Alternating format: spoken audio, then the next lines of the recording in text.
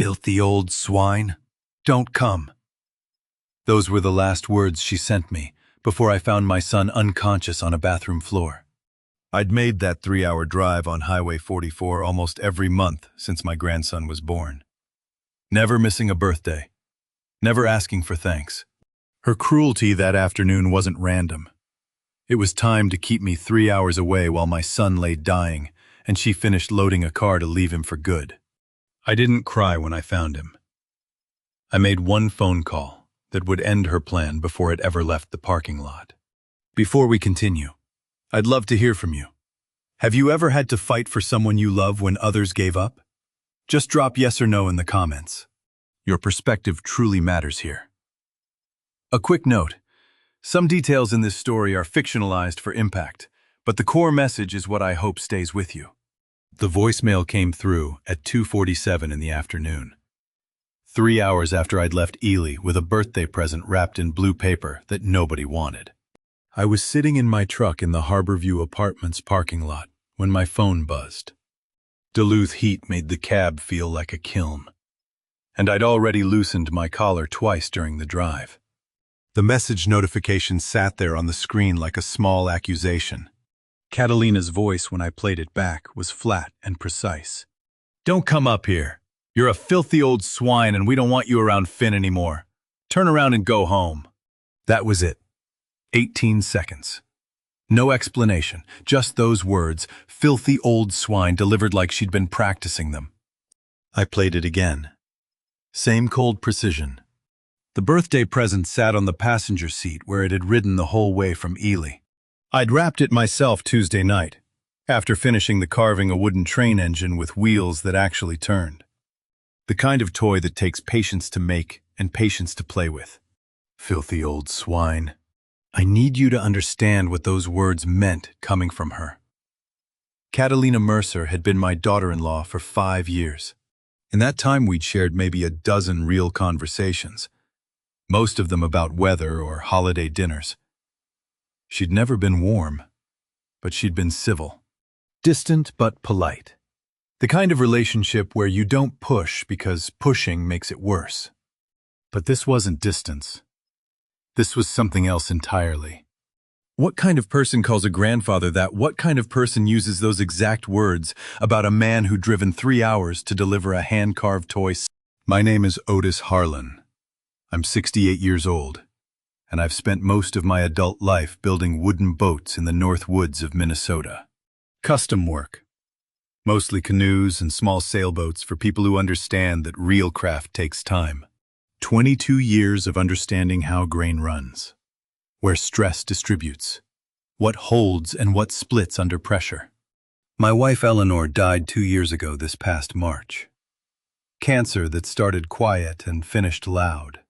That left me with a workshop full of unfinished projects and one son with one grandson who mattered more than anything else I'd built with my hands.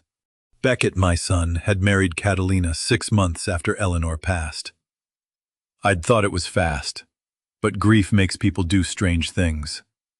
Eleanor would have said something. Eleanor had good instincts about people, the kind nurses develop after 30 years in hospital rooms. But she wasn't there to say anything. And I'd keep keeping my mouth shut because Beckett was 33 and didn't need his father second-guessing his choices.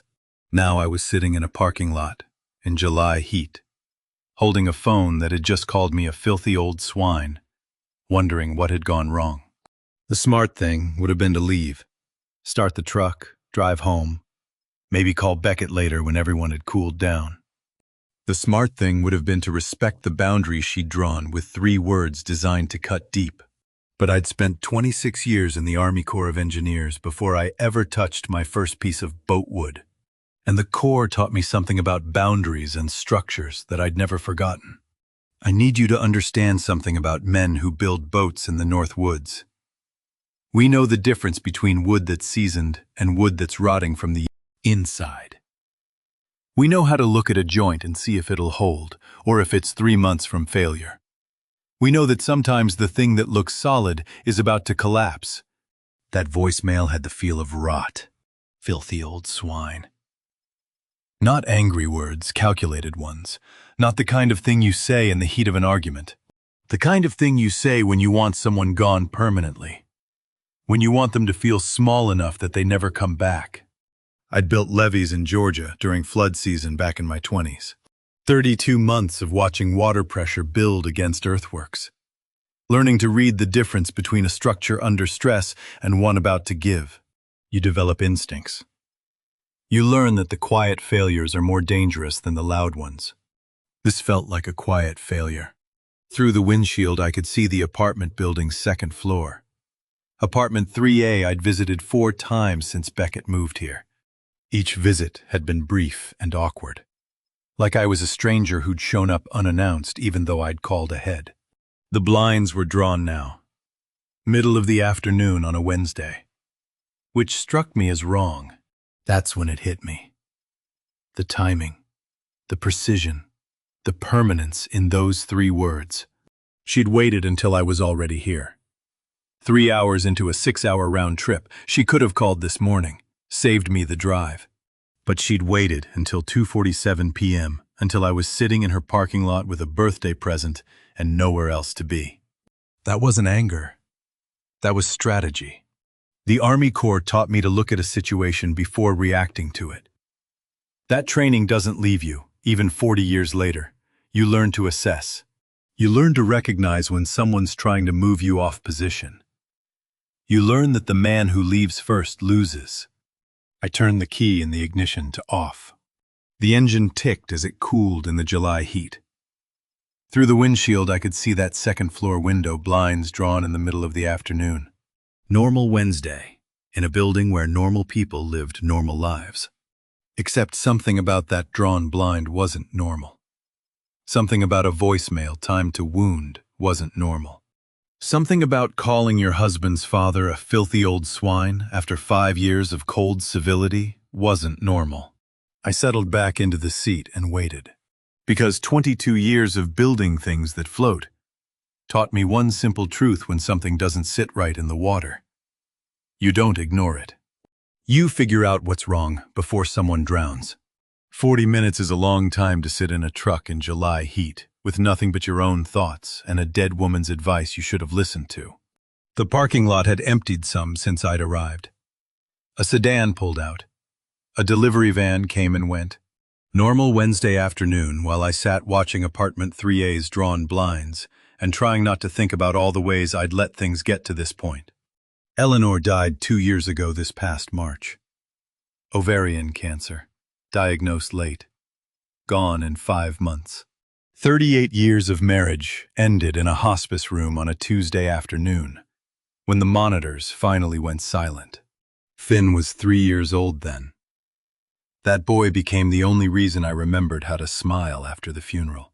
Beckett would bring him to Ely on weekends, and we'd spend hours in the workshop while I showed him how to sand wood, and he'd ask questions about everything. Why do boats float? Why is the sky blue? Why did great-grandma have to die?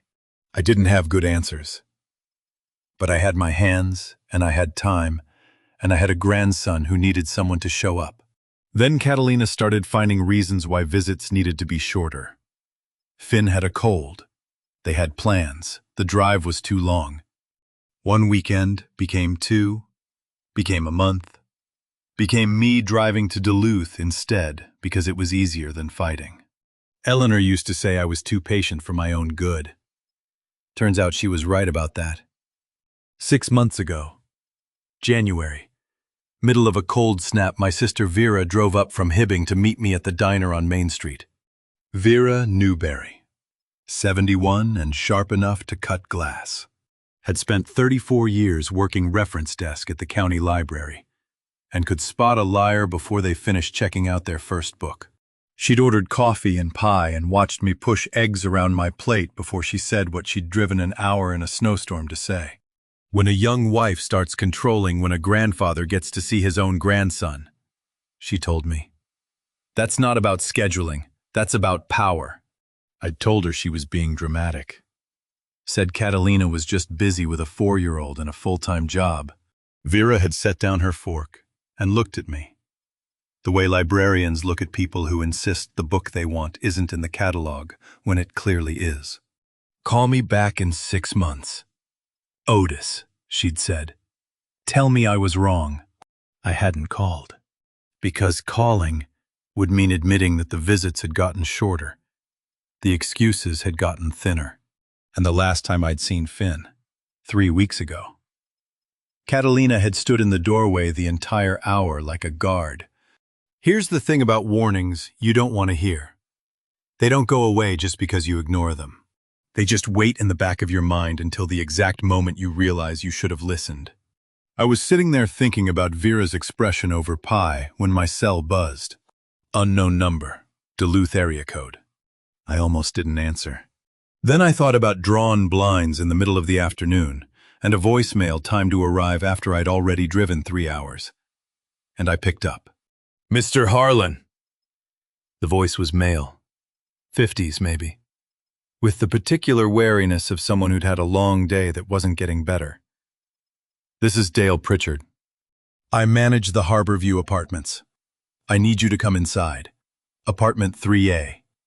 My hand tightened on the phone. "Is my son all right?"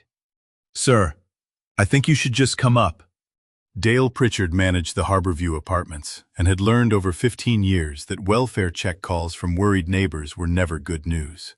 His voice had that careful flatness people use when they're trying not to alarm you while also preparing you to be alarmed. "I've been trying to reach you since Sunday. A neighbor's been asking for a welfare check for 3 days. 3 days. Sunday was 3 days ago, which meant whatever was wrong had been wrong since before the weekend. And nobody had called me. And Catalina had sent that voicemail at precisely the moment I might have been able to help. 3 days. A neighbor had been trying to get help for 3 days. "I didn't get any calls," I said. Checking the call log. Nothing from Pritchard. Nothing from any Duluth number except Catalina's voicemail at 2:47. I left 3 messages on the emergency contact number from Mr. Harlan's lease, Pritchard said. They went straight to a full mailbox. Beckett's phone, not mine. Which meant either Beckett's phone was dead or turned off. And Pritchard had been trying to reach a dead line for 3 days, while Catalina made sure I stayed away. "What apartment?" I asked. But I already knew. I was staring right at it. 2nd floor, drawn blinds. 3A, 2nd floor, east side. Pritchard's voice shifted. "Are you here in the parking lot?" "I'm in the parking lot right now," I told him. The door handle was already in my hand. "Apartment 3A, I'll be there in 30 seconds. I was out of the truck before he could respond, phone still pressed to my ear as I crossed the lot toward the building entrance. Behind me in the cab. The birthday present stayed on the passenger seat, blue paper already starting to fade in the sun. The wooden train I'd spent 3 Tuesday nights carving. Wrapped in paper Finn had helped me pick out in May when things still made sense. All of that felt like it belonged to a different person now. Someone who didn't know what he was about to walk into. The stairs to the 2nd floor were concrete and painted gray. And I took them 2 at a time despite 68-year-old knees that hadn't moved that fast in a decade. Dale Pritchard was waiting in the hallway when I reached the landing. A stocky man in his 50s, with a clipboard under one arm, and the expression of someone who'd already decided this was going to end badly. Next to him stood a woman about my age. Thin and weathered, with gray hair pulled back in a practical ponytail and hands that kept twisting the strap of her purse. "Mr. Harlan," Pritchard said, nodding toward the woman. "This is Ruth Lockwood. She lives in 3B. She's the one who called for the welfare check." Ruth Lockwood. 68 and sharp-eyed from 9 years of living in apartment 3B. Knew the difference between a neighbor who wanted privacy and a neighbor who needed help she'd been trying to get someone to listen since Sunday. "I called 3 times, Ruth said, her voice carrying that particular frustration of someone who'd been ignored by people who should have paid attention. Nobody would listen. I know what quiet sounds like through these walls, and this wasn't normal quiet. I looked at the door to apartment 3A. Green paint, brass numbers, A welcome mat that said "Home Sweet Home" in faded letters. Mail was stacked against the doorframe, catalogs, envelopes, what looked like 3 days of accumulated post that nobody had collected. "When did you last see my son?" I asked Ruth. She glanced at Pritchard, then back to me. "Sunday afternoon, around 2. I heard voices through the wall raised, like an argument. Then I heard a car start in the parking lot maybe 90 minutes later. After that, nothing. No TV sounds, no footsteps, no water running, just silence. And the boy?" The question came out sharper than I meant it. "My grandson, Finn. Did you see him?" Ruth shook her head. "I haven't seen Finn in over a week. Your daughter-in-law used to bring him to the playground on Saturdays, but she stopped. I thought maybe they were visiting family. Who changes a father's emergency contact number without telling him? Who plans that kind of isolation 4 weeks in advance?" Pritchard pulled a paper from his clipboard. "Mr. Harlan, I need to show you something. When Mrs. Lockwood called Sunday night asking for a welfare check, I pulled the lease file to get emergency contact information. This is what found." He handed me the paper. Standard apartment lease form. Beckett's signature at the bottom, dated 3 years ago when he'd moved in. Emergency contact section had my name, Otis Harlan, and underneath it a phone number I didn't recognize. I pulled out my cell and showed him the screen. "My number ends in 4738. That number ends in 2291. That's not even close." "I've been calling this number since Sunday night," Pritchard said. "Rings twice, disconnects, every time. I left messages. I tried calling at different hours thinking maybe it was a cell service issue. Nothing went through." I stared at the paper. The handwriting in the contact field wasn't Beckett's. The original number, my number, had been crossed out and replaced with the fake one. Initialed and dated 4 weeks ago. "Someone changed this," I said. Pritchard nodded. "It was updated in our system 4 weeks ago. Authenticated with the account password. We assumed it was Mr. Harlan, your son, updating his information. We had no reason to question it. 4 weeks ago. A month before that voicemail. A month before the calculated timing that kept me driving for 3 hours before I learned I wasn't wanted. This wasn't impulse. This was planning. Let me tell you something about military engineering you learn to recognize when a structure's been deliberately weakened versus when it's failed on its own. You learn to see the difference between an accident and sabotage. Someone had cut the communication lines 4 weeks ago, then waited for the right moment to execute. "Open it," I told Pritchard. He pulled a key ring from his belt, found the master, and fitted it into the lock. The deadbolt clicked. The door swung inward. Darkness. Every blind in the apartment was drawn, despite it being 3:30 on a July afternoon. The sunlight from the hallway cut a wedge into the living room, illuminating dust particles hanging in stale air.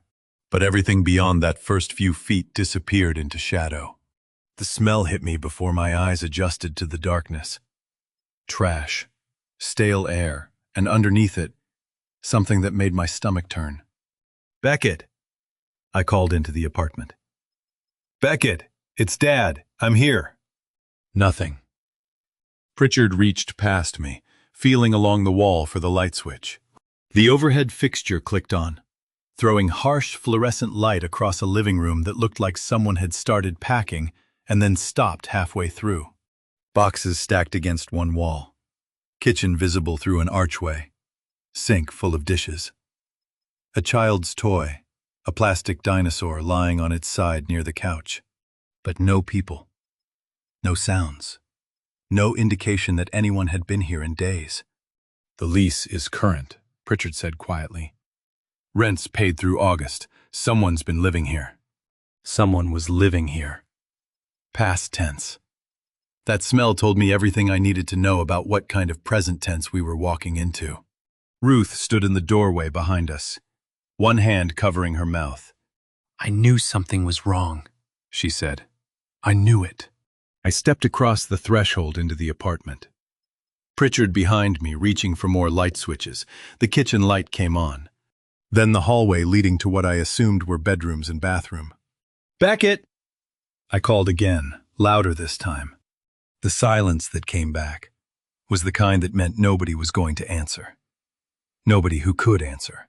I moved toward the hallway, past the half-packed boxes, past the kitchen with its 3 days of unwashed dishes, past the dinosaur that Finn had probably been playing with the last time this apartment held normal family life. Behind me, I heard Ruth say something to Pritchard, her voice shaking. I heard him respond. Something about calling emergency services. But the words felt distant and unimportant compared to the growing certainty in my chest that I was about to find my son and it was going to be bad. The living room was exactly what you'd expect from a young family trying to keep their heads above water, toys in a basket by the couch, mail stacked on a side table. Nothing that explained 3 days of silence. I moved through the apartment systematically. Kitchen dishes piled in the sink, takeout containers on the counter, a child's plastic cup tipped over. Normal mess. Bedroom next. Beckett's bed unmade. Sheets pulled back like he'd gotten up in a hurry. Across the room, a small bed with rocket ships on the sheets. Finn's bed, empty. Covers tucked tight. That bed hadn't been slept in recently. The bathroom door was open 6 inches. That's when I saw his foot. Beckett Harlan, 34 years old, lay semi-conscious on cold bathroom tile. 15 years of carefully managed diabetes, undone by a wife who'd packed his supplies and walked away. He was on his side against the bathtub, one arm tucked under him at an awkward angle. His skin was gray pale. Too pale. The kind that meant blood sugar had crashed hard and stayed there. Beckett. I dropped to my knees beside him, fingers going to his neck for a pulse. There. Weak, but there. "Beckett, can you hear me? It's Dad." His eyelids fluttered. Not quite opening, but responding. I ran my hands over him quickly. No obvious injuries, no blood, but his skin was cold and clammy. On his left wrist, a medical alert bracelet caught the bathroom light. Type 1 diabetes. 15 years of careful management, testing blood sugar 4 times a day. Calculating carbs, timing insulin doses. Beckett knew how to live with this, unless someone took away every tool he needed. "Beckett, I need you to wake up. Can you hear me?" His lips moved. Barely a sound. "Dad." I grabbed his shoulder. "I'm here. Stay with me." "When did you last eat? When did you last test your sugar?" His eyes opened to slits, unfocused. "She took." Behind me. Pritchard appeared in the doorway. "Jesus. Is he—" "Diabetic crisis," I said, already moving to check the bathroom cabinet. "He needs glucose, now."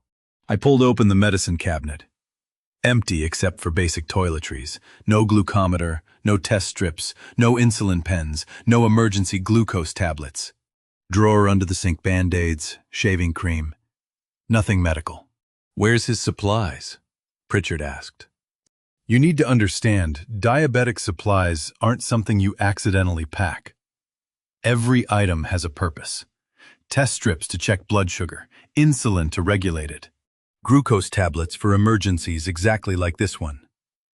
15 years means those supplies are as essential as breathing." I left Beckett with Pritchard and moved back to the living room. That's when I saw the suitcase. Large rolling bag, black, sitting by the front door. Zippers partly open. I pulled it toward me and flipped it open. Clothes, women's shirts, jeans, toiletries, and underneath. Packed neatly in a clear plastic organizer, Beckett's entire diabetes management kit. Glucose tablets in their original container. 4 insulin pens, still cold from refrigerator storage. Test strips, lancets, alcohol wipes. Everything he would need to stay alive. Packed carefully and ready to leave without him. "Mr. Harlan." Pritchard was looking at what I'd found. Was someone moving out? I pulled out one of the insulin pens. Checked the date. Still good. She'd taken it from the fridge, packed it in an insulated sleeve to keep it viable. This wasn't neglect. This was preparation. She packed his supplies, I said. Every single thing he needs to manage his diabetes. She packed it. And then she left him here. The plastic dinosaur in the living room. Finn's untouched bed. The suitcase packed with supplies that belonged to a man currently dying on a bathroom floor. "Where's the boy?" I asked. "Where's Finn?" Pritchard looked around the apartment with them. The missing toys, the empty small bed. "I don't know. I don't see him." My son was dying on a bathroom floor. My grandson was gone. And I had exactly one choice: stay calm or lose them both. I pulled my phone out and dialed 911.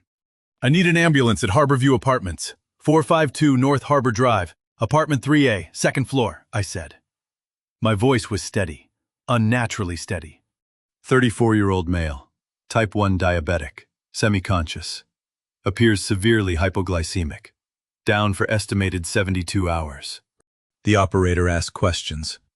I answered them all. Breathing rate, skin color, level of consciousness. Has he taken insulin recently? Unknown.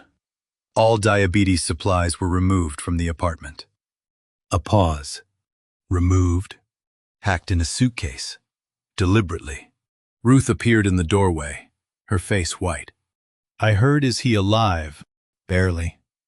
"Do you have orange juice? Anything with sugar?" She disappeared. Came back 30 seconds later with a bottle of Tropicana and a straw. I knelt next to Beckett again, lifting his head carefully. "Beckett, I need you to drink this, just a little. Can you swallow it?" His eyes opened wider this time, focused on my face. "Dad," he whispered. "She took him. Dad, she took Finn." I got the straw between his lips. He managed 2 small sips before his head lolled back. "I know," I told him. "I know she did. But I've got you now. You're going to be okay." Ruth stood in the doorway, one hand pressed to her mouth. "I heard her loading the car Sunday night," she said. "I heard him asking where she thought she was going. Then I heard the door slam, then the car started. Sirens outside. Getting closer." Beckett's eyes focused on mine clearly for the first time. "Sunday," he whispered. "She heard me fall Sunday. She kept packing." The ambulance pulled into the parking lot below, lights flashing through the drawn blinds. I heard doors slamming, voices, equipment. I had my son back. Now I needed to find my grandson. The lead paramedic came through the door with a jump bag already open and a radio mic clipped to her shoulder. Scanning the room the way you do when you need to assess everything in 3 seconds. Her name tag read Sarah Hoffman. Duluth EMS Station 3, and something in the set of her shoulders said she'd seen enough amateur first aid over the years to know real competence when it walked in ahead of her. "Sir, did you position him like this?" she asked, kneeling next to Beckett. I stepped back to give her room. "Recovery position. Airway clear. Administered approximately 4 ounces orange juice. Conscious enough to swallow. Pulse is weak but steady at the carotid." Hoffman's eyes flicked to me, then to her partner, pulling equipment from the jump bag. "Get a line in him," she told him. "Glucagon ready." Then to me, "You medical military." Just a worried father, but my hands had already told her different. The way I'd positioned Beckett, the terminology, the calm in my voice that came from somewhere other than parenthood. The Army Corps of Engineers taught me that in a crisis. Emotion is a luxury you pay for after everyone's safe, not during. Hoffman pulled out a glucometer, pricked Beckett's finger. 32, she said to her partner. "Push the glucagon." 32. Normal blood sugar runs between 70 and 120. Beckett's was less than half the bottom of safe range. "Sir, I need you to step back," Hoffman said. "We've got him now." I moved to the hallway. Pritchard was still there, and Ruth, watching the paramedics work. "He's going to be okay?" Ruth asked. I didn't answer because I didn't know. And lying felt wrong after she'd been the only one who tried to help. The paramedics worked fast. IV line. Glucose injection. Vitals checked and rechecked. When they loaded Beckett onto the gurney, his eyes opened briefly. Dad. I'm here, right behind you. His hand moved, reaching. I caught it. Find him, Beckett whispered. Find Finn. I will. The ambulance ride took 13 minutes. I sat in the jump seat while Hoffman and her partner monitored Beckett's vitals. Whatever you did before we got there, Hoffman said to her partner, loud enough I'd hear. That's why this guy's still breathing. Another hour, we'd be calling it. An hour. If I'd gotten there at 4:30 instead of 3:38, if I'd driven home Wednesday after that voicemail like Catalina wanted, I'd have walked into a death scene. What kind of person hears their husband collapse and chooses that moment to finish packing the car? Pritchard had relayed what Ruth told him while the paramedics worked. Sunday afternoon around 2, raised voices through the wall. Around 3, sounds of movement. Ruth had looked out her window and seen Catalina loading suitcases into their sedan. Multiple bags. And a car seat, Finn's car seat, carefully positioned in the back. Ruth had heard Beckett's voice from inside the apartment. Weak but audible. Where are you taking my son? No answer from Catalina. Just the trunk closing. The driver's door opening. The engine starting. The car had pulled out at 3:30 p.m. Sunday. No one had seen Beckett after that. No one except me. 3 days later, on a bathroom floor. BP's stabilizing, Hoffman's partner said. Glucose is up to 58. Good. We're 3 minutes out. St. Luke's emergency entrance appeared through the windshield red brick building. Automatic doors, medical staff waiting. They wheeled Beckett through those doors at 4:08 p.m. I followed while nurses took over, moving him to a treatment bay, transferring him to a hospital bed. A doctor appeared, late 40s, Hispanic, tired eyes. Dr. Marcus Oviedo had worked St. Luke's emergency department for 11 years and delivered the "he'll make it" news enough times to know when a family member needed to hear exactly how close they'd come to losing someone. Mr. Harlan, he gestured to a quieter corner. Your son's going to make it, but this was close. Another 12 hours and we'd be having a very different conversation. 12 hours. If I'd turned the truck around Wednesday afternoon like she told me to. If I'd driven home angry and hurt. If I'd woken up Thursday morning and decided to call Beckett to smooth things over. I'd have gotten a call around noon Thursday saying they'd found my son's body. 40 minutes. That's how long I sat in that parking lot ignoring her order to leave. 40 minutes that bought Beckett 40 more years. Can I see him? I asked. Dr. Oviedo nodded. He's conscious, weak, but aware. We're admitting him for observation 24 hours minimum, but he's stable. Beckett was in Bay 4, propped upright.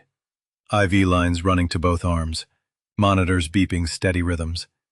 His eyes were open when I walked in. Dad, I'm here. Finn. She took Finn. I don't know where. I pulled a chair next to the bed. I know. I'm going to find him. She heard me fall, Beckett said. Sunday. I felt the sugar crash coming, tried to get to the bathroom, made it to the door before I went down. I called for help. She heard me. Dad. She kept packing. His voice cracked on the last word. 3 days, I said. How long has it been since you've seen Finn? Sunday, before she left. He was asking why Mommy was putting his clothes in bags. She told him they were going on an adventure. 3 days. Catalina left Sunday with Finn. 72-hour head start. She could be anywhere by now. But there was one person who'd spent 32 years as a Minnesota State Patrol investigator. And I had his number in my phone. Hospital rooms have a particular silence, not peaceful, but waiting. The kind that makes you count the seconds between beeps on a monitor and wonder if the next one will come. Beckett had been moved to a regular room around 7 p.m. Stable enough that he didn't need intensive monitoring, just careful watching while his body remembered how to regulate blood sugar. I'd pulled a vinyl chair next to the bed and hadn't moved since. The room smelled like antiseptic and recycled air. Fluorescent lights hummed overhead. Beyond the door, I could hear footsteps in the hallway. Distant voices at the nurse's station. The elevator chiming. Beckett slept. The IV drip counted out its rhythm. The monitor beeped every few seconds. Blood sugar 94, heart rate 68. All of them trending toward normal. 3 days. Sunday to Wednesday. 72 hours of Beckett's body consuming itself, while Catalina was somewhere with Finn. Ruth's account kept replaying. Sunday afternoon, 3:30. Car loaded with suitcases and a car seat.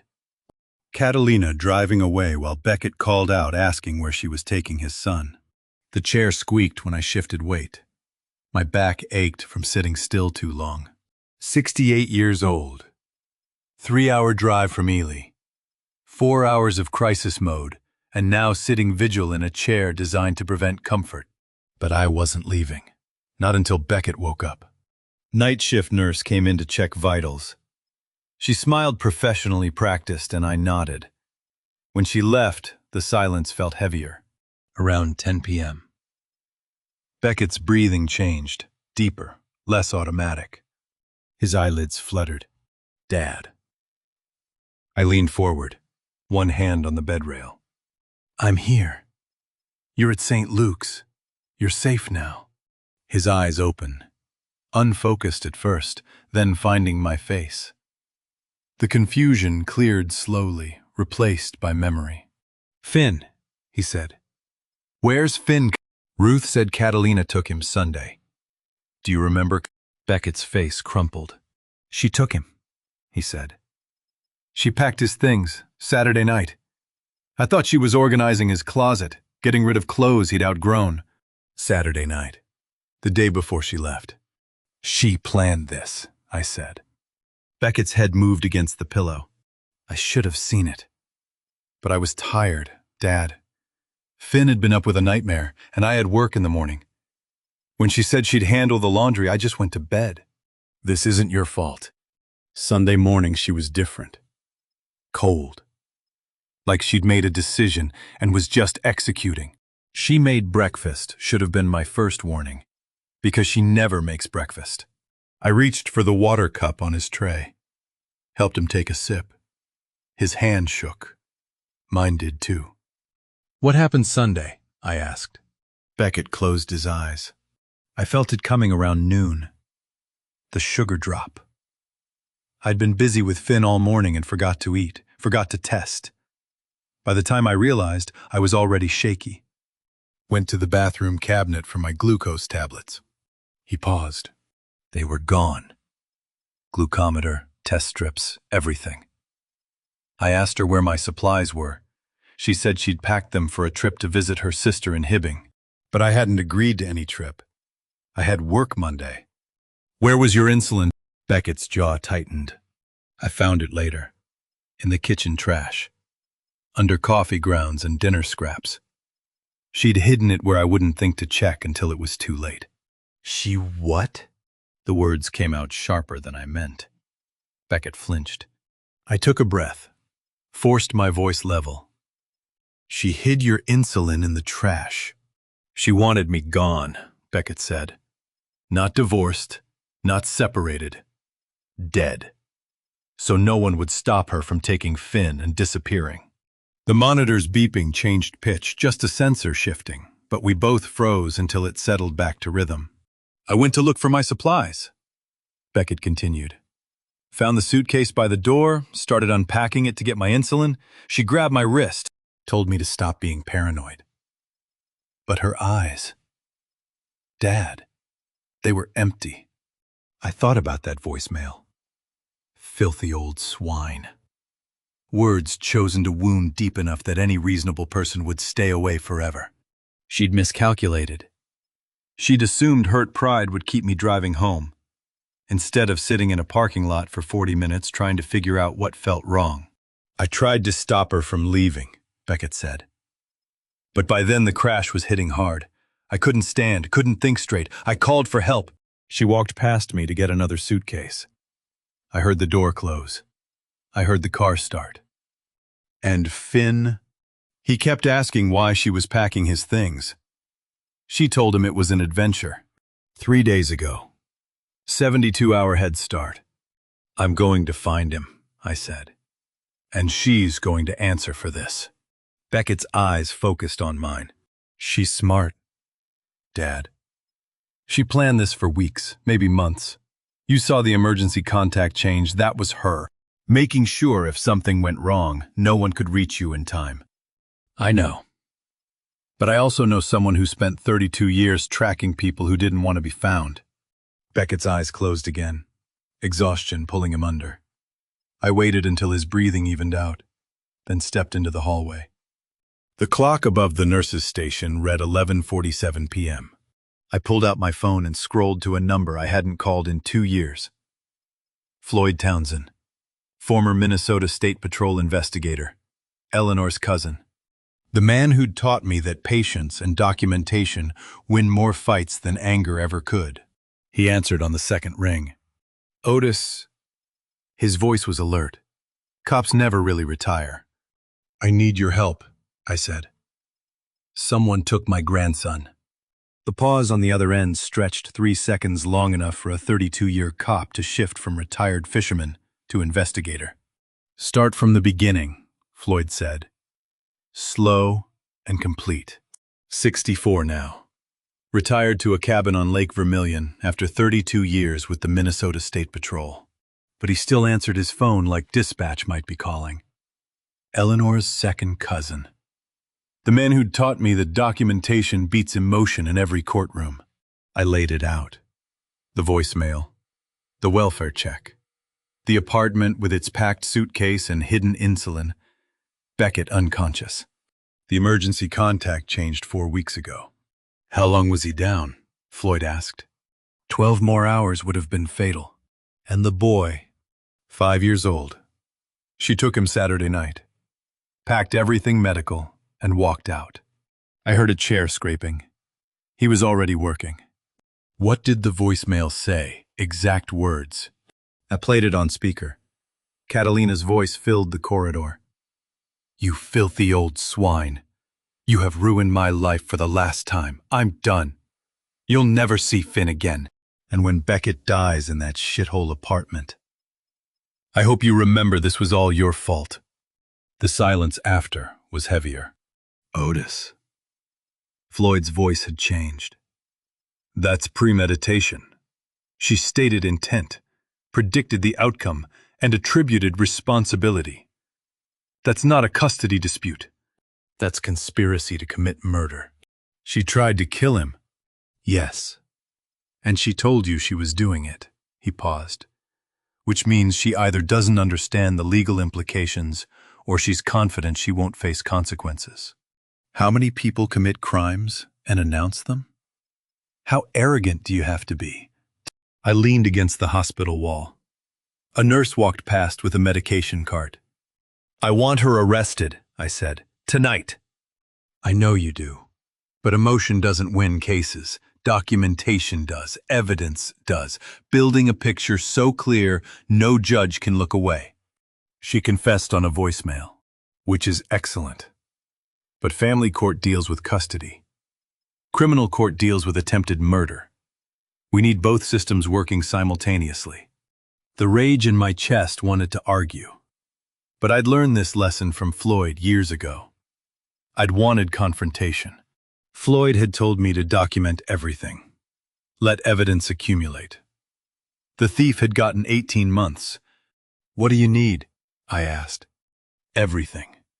Timeline, witnesses, documentation. The property manager who called you, get a statement. The neighbor who let you in, same thing. Medical records showing condition on arrival.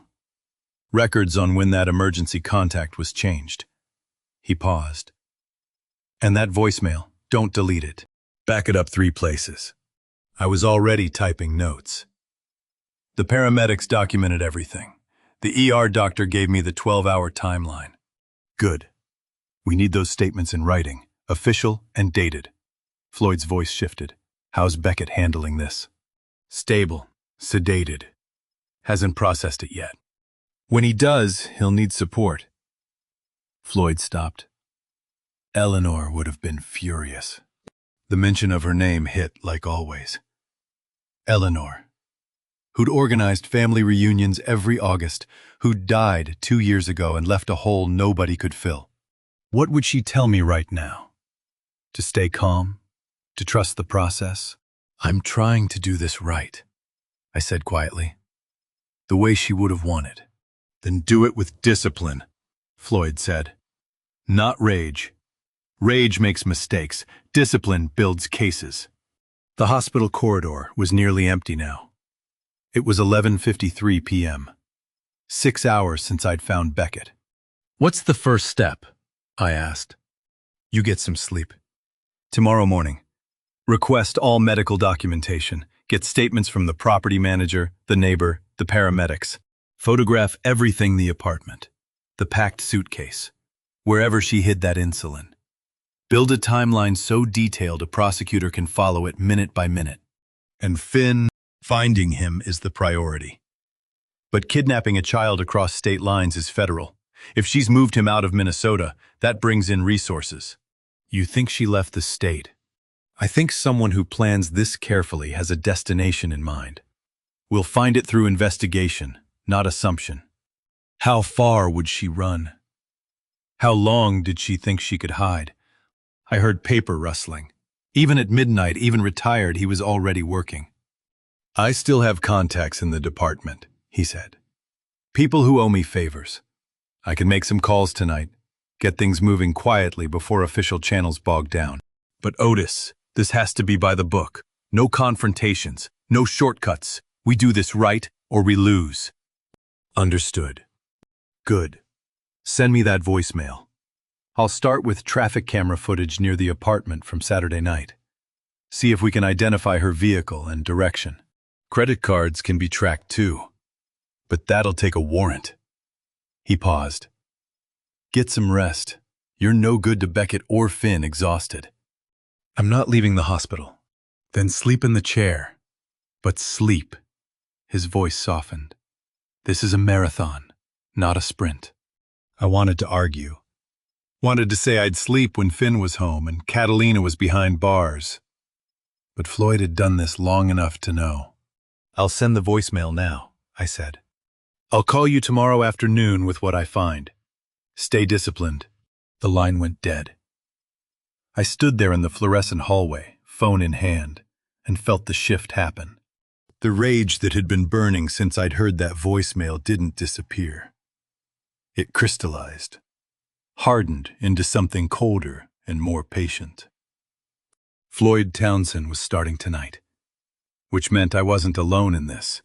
I pulled up the voicemail, forwarded it to Floyd's email, and sent a text with the subject line, Evidence Catalina Mercer Voicemail. July 6, 2:47 p.m.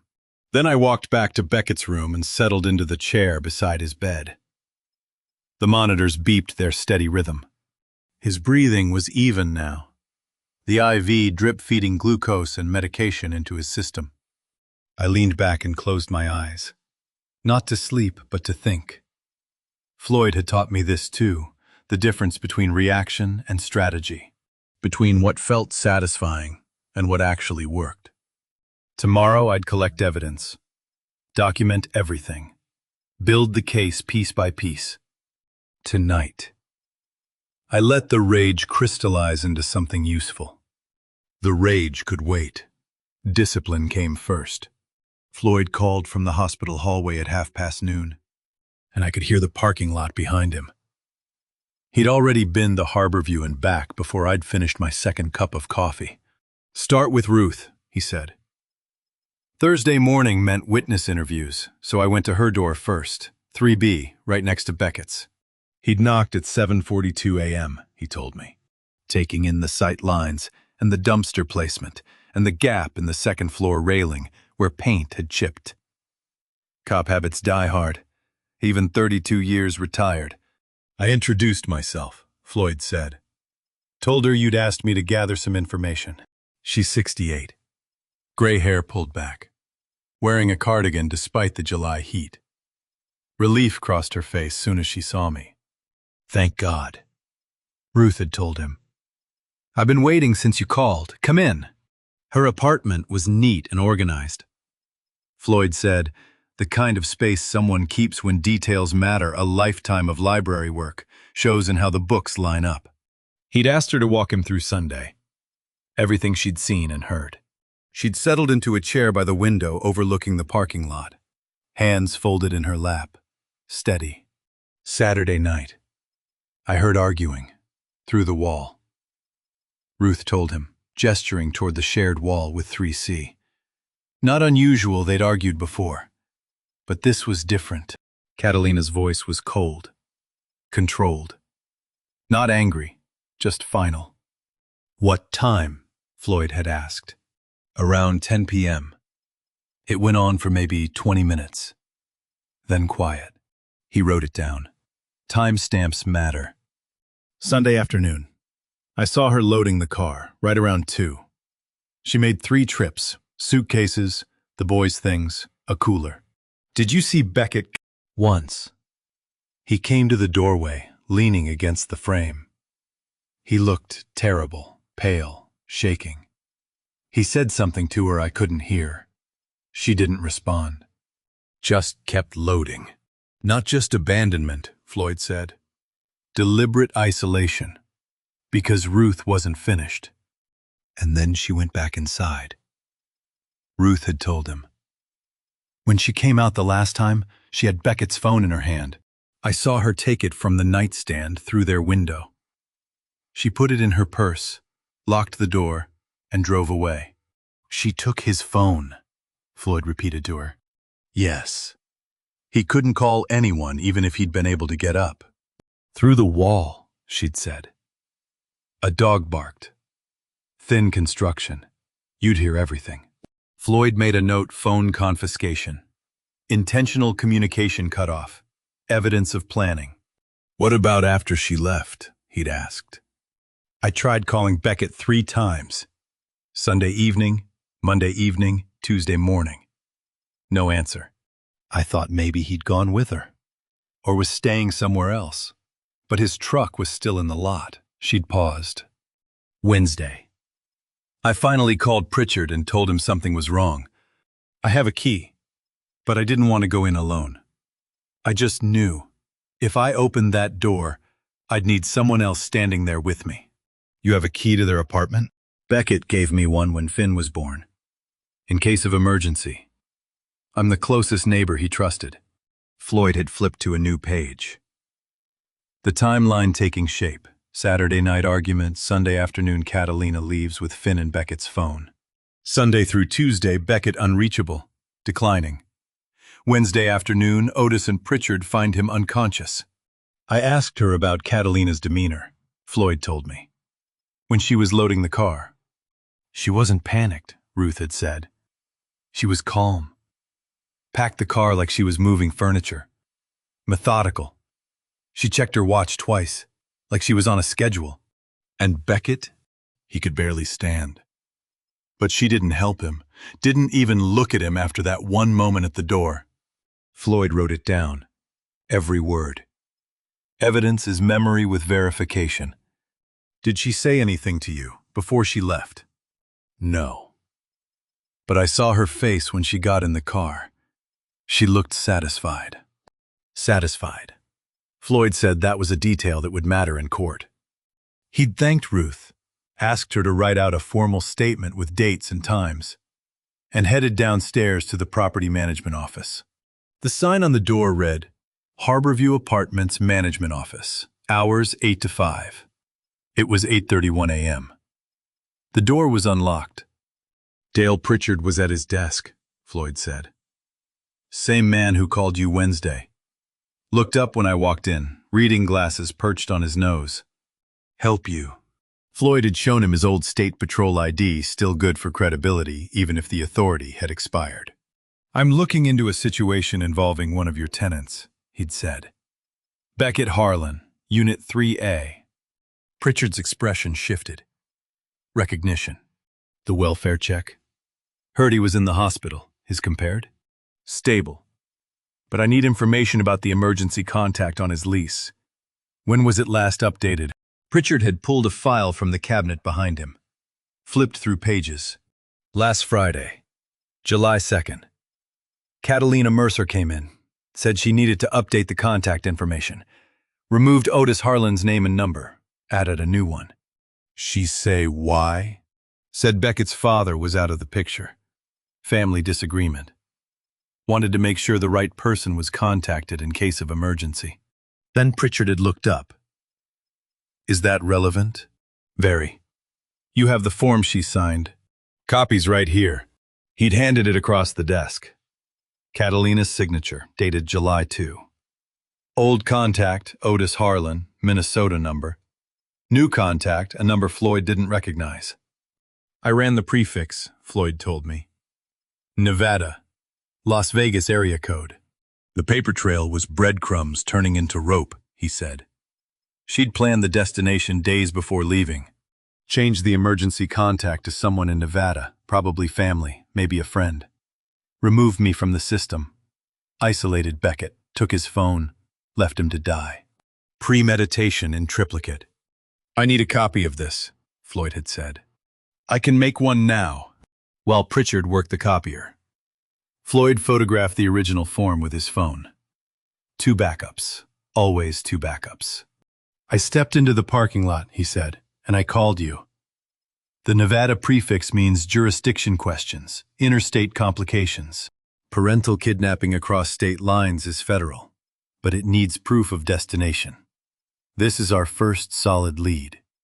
I've got evidence, he told me, and I've got a destination state. Floyd spread the bank statements across my workbench like blueprints for a boat I'd never build. I knew before he spoke that the numbers would be worse than I'd imagined. He called Thursday night with the Nevada connection. Friday morning. He'd shown up at my workshop in Ely with 2 banker boxes full of documents, a laptop, and the kind of expression that said the rabbit hole went deeper than either of us had expected. How bad? I asked. Floyd tapped a highlighted column on the top statement. 58,000 over 9 months. Small enough amounts he wouldn't notice immediately. 200 here, 500 there, disguised as household expenses. Groceries, utilities, medical costs. I looked at the numbers. Withdrawals in careful increments, never the same amount twice, spread across different dates. Professional. Where'd it go? 3 different accounts. One's a joint checking she opened last year claiming it was for household bills. The others are in her name only. She transferred funds systematically. Let them sit for a few weeks. Then moved them again, layering. Floyd flipped to another page. This one marked with a red tab. This is the worst part. You see this deposit, March 2023, $22,000? I recognized the amount immediately. The settlement. His disability settlement, I said quietly. From the injury at the warehouse. Beckett had fallen from a forklift 2 years ago. Torn rotator cuff. 3 months of physical therapy. The company had settled for $22,000. He told me he was saving it for Finn's education. A college fund. Something to give his son a better start. She knew exactly what she was taking, Floyd said. The rage that had crystallized into discipline Thursday night hardened further. This wasn't desperation. This was calculation. My phone buzzed. Darcy. I almost didn't answer, but something made me pick up. Maybe instinct. Maybe the same cop sense Floyd had been teaching me for years. Otis. Darcy's voice was tight. I just heard about Beckett. Is he okay? Darcy Brennan. My younger sister by 6 years. Had always been the trusting one in the family. Too trusting, Eleanor used to say. He's stable, I said. Still in the hospital. It's complicated. I need to tell you something. She paused. About Catalina. Floyd looked up from the documents. Go ahead, I said. 8 months ago, she called me. Said Beckett needed medical equipment. Something insurance wouldn't cover. A glucose monitor system, upgraded.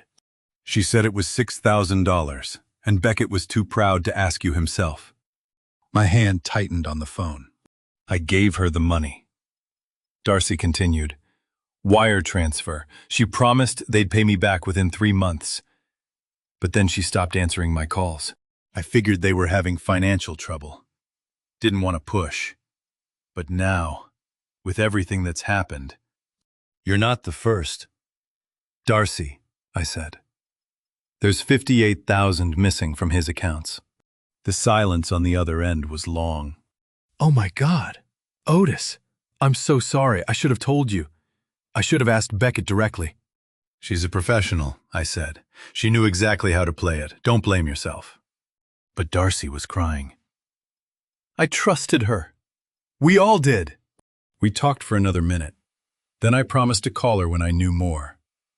When I hung up, Floyd was making notes on his laptop. 6,000 from your sister, he said. Add that to the documented theft. We're at 64,000. Outside. A boat motor coughed to life on the lake. Normal life, continuing. I walked to the window, looked out at the water.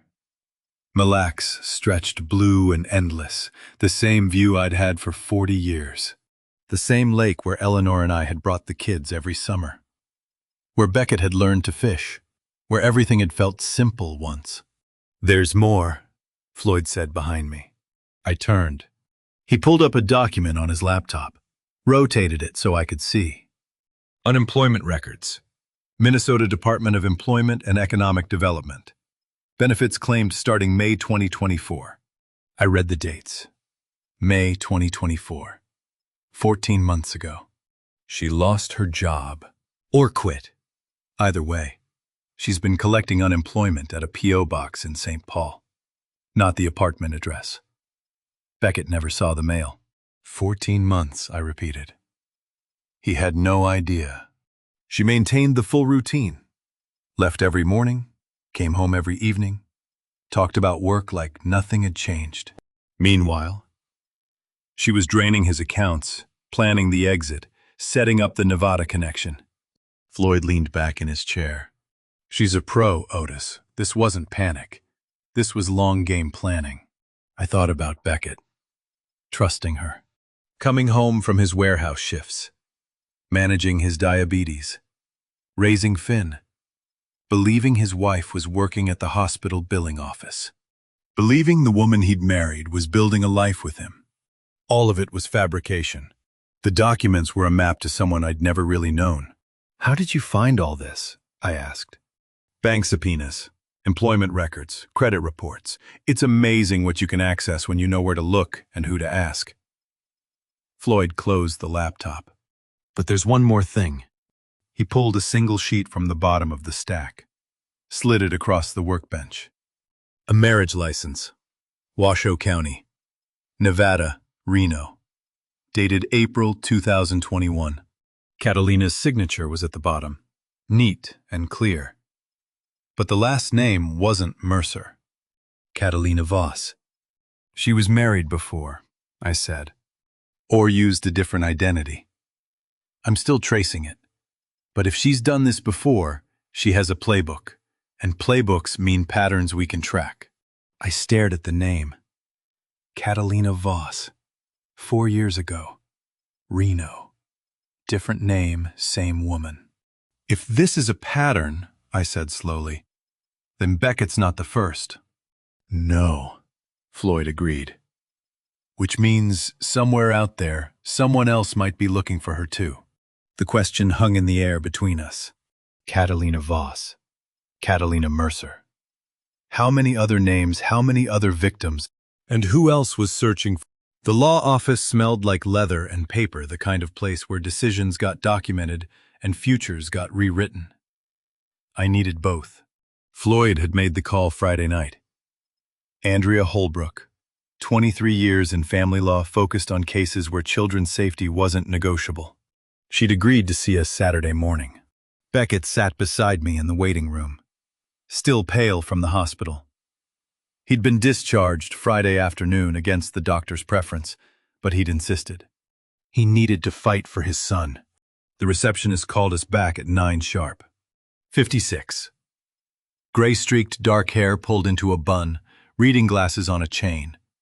Her office was lined with law books and case binders, organized with the precision of someone who built arguments from details. And Floyd had told me she'd never lost a case that mattered. "Floyd sent me the basics," she said, gesturing to chairs across from her desk. "Walk me through the timeline from your perspective." Beckett started. His voice was steady despite the exhaustion.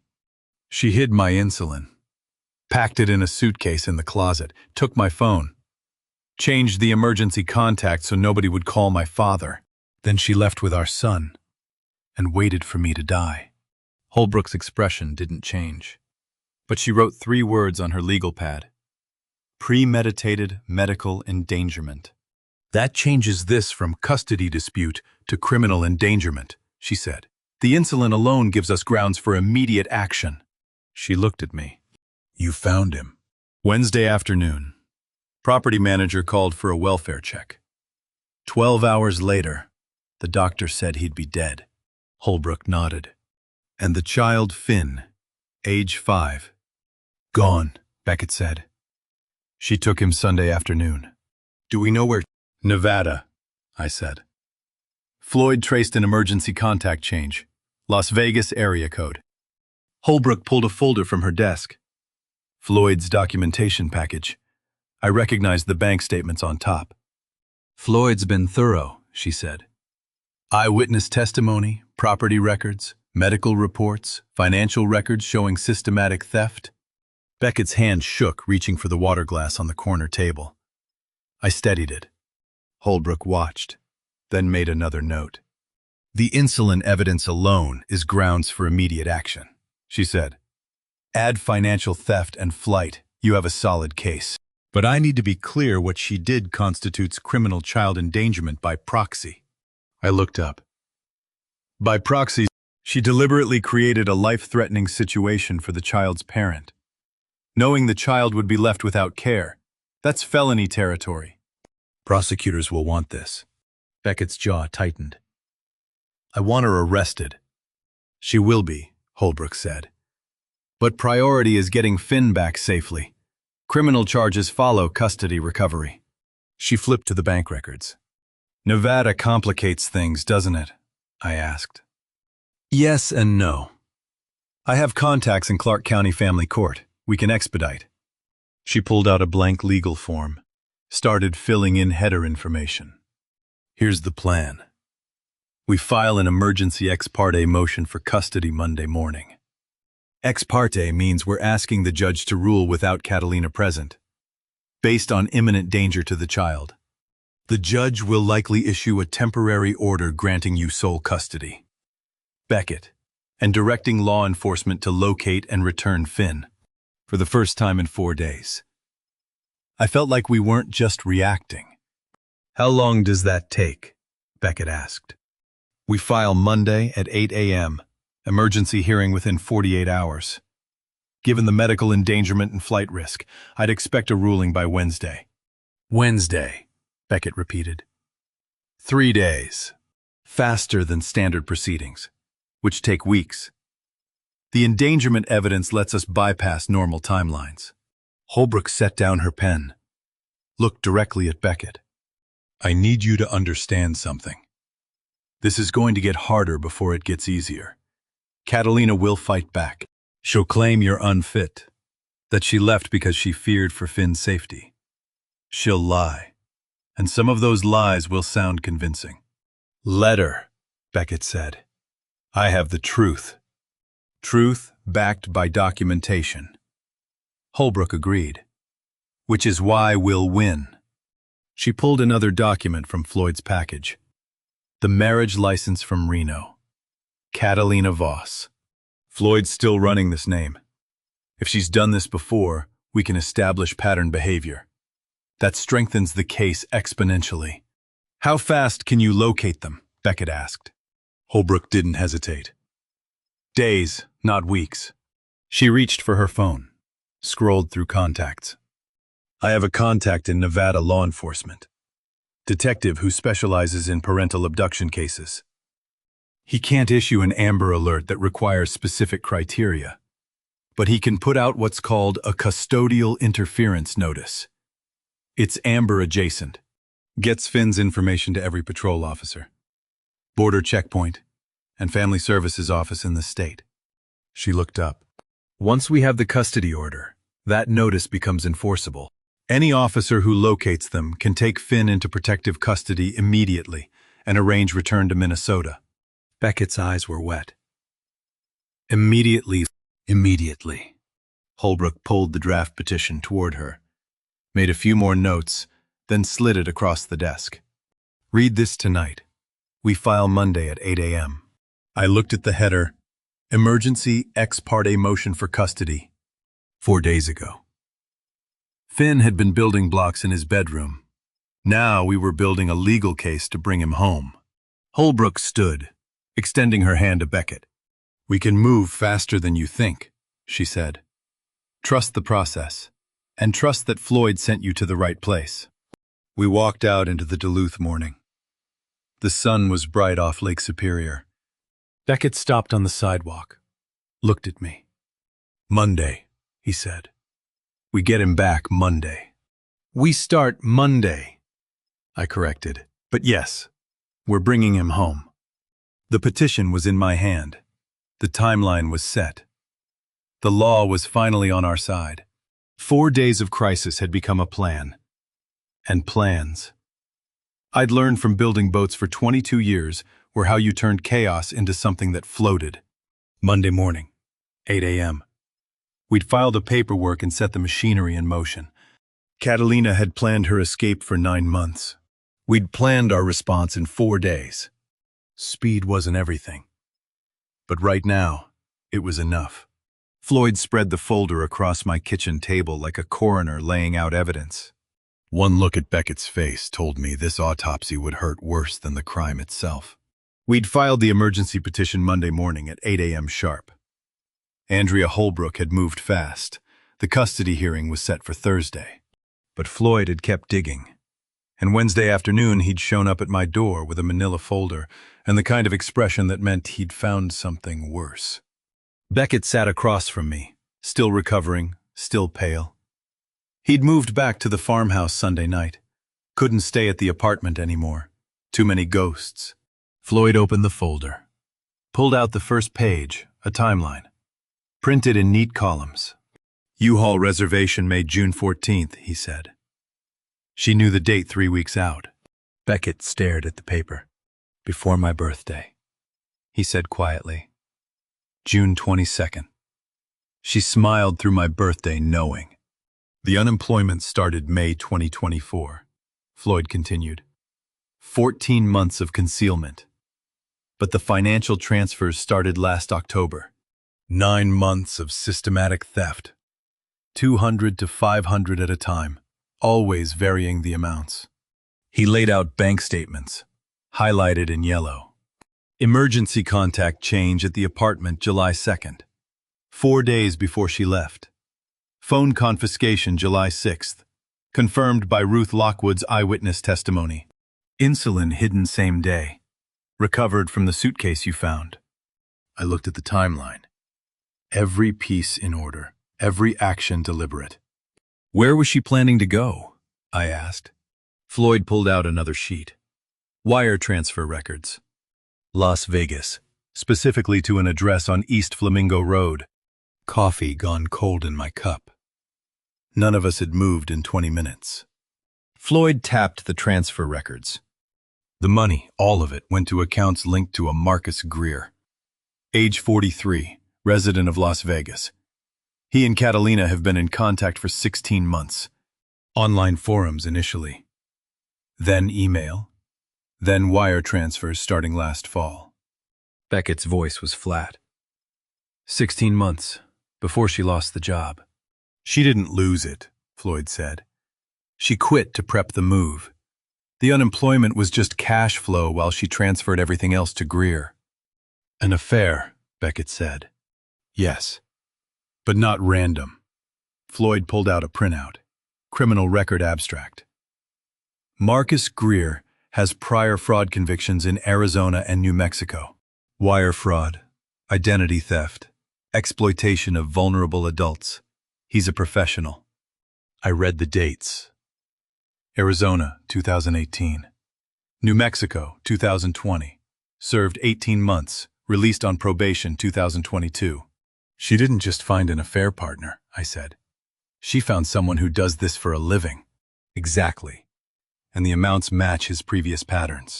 Small, systematic withdrawals. Layered transfers.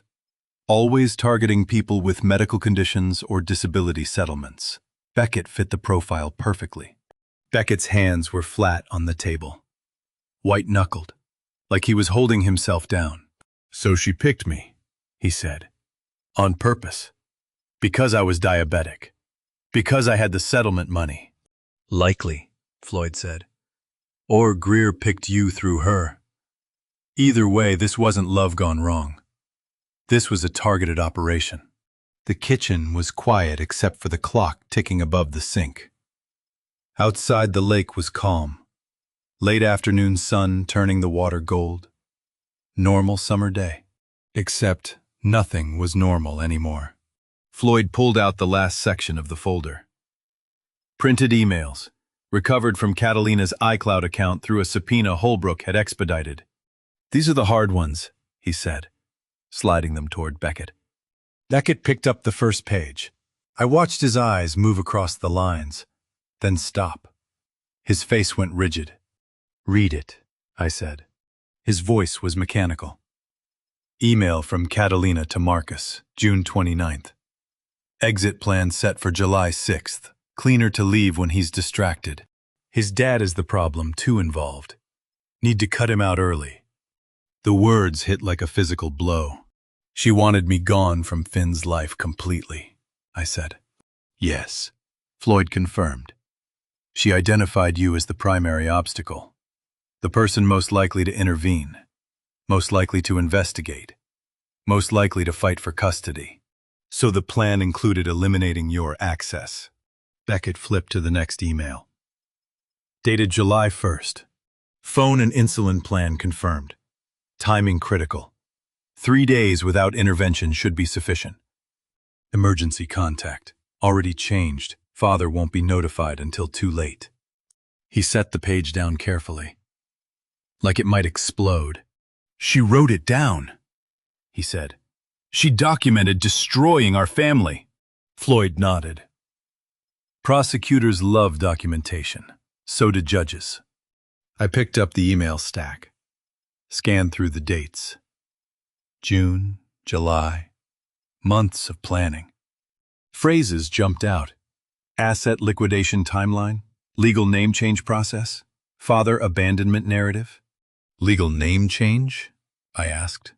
Here's the part that'll turn your stomach, Floyd said. Email from July 3rd. She and Greer discussed changing Finn's legal name once they were established in Nevada. Create false documentation claiming Beckett abandoned them. Had substance abuse issues. Was unfit.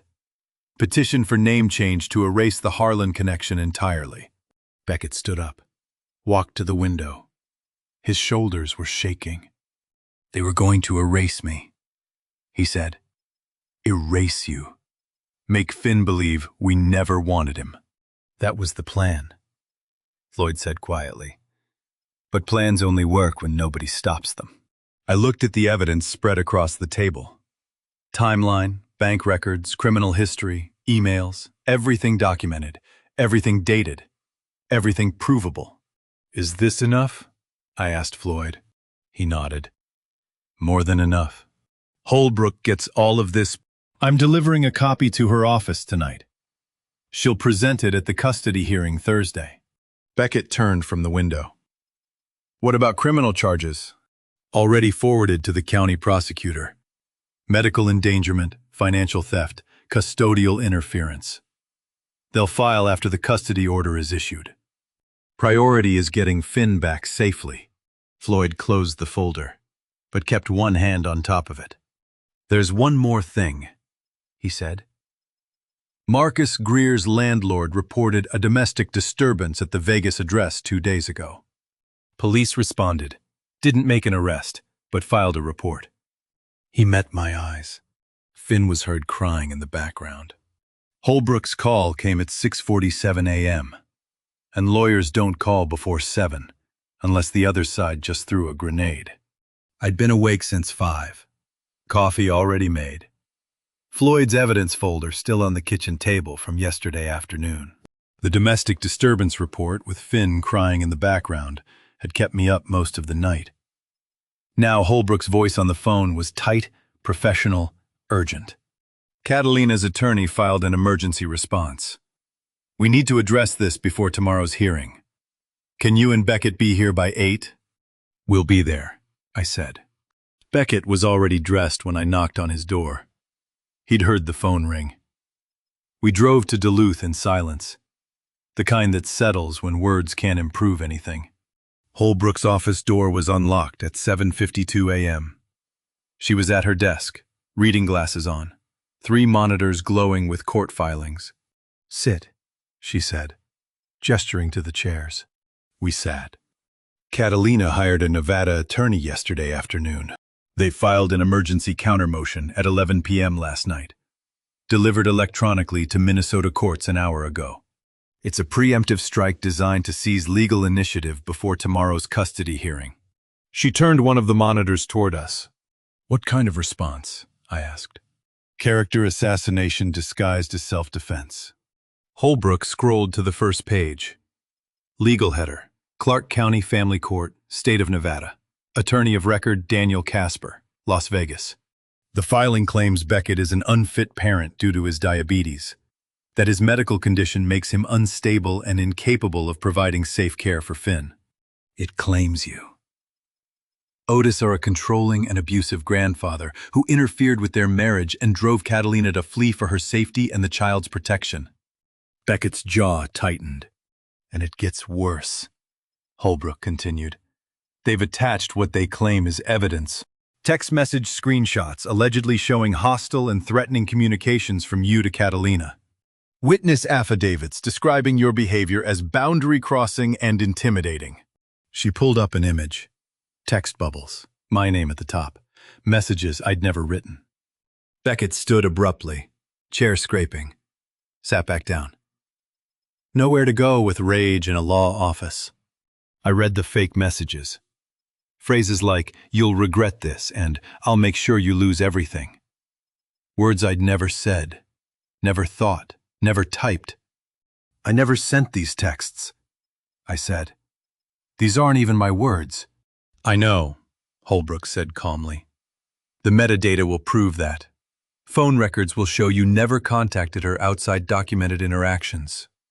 What about this witness, Meredith Voss? She pulled up an affidavit.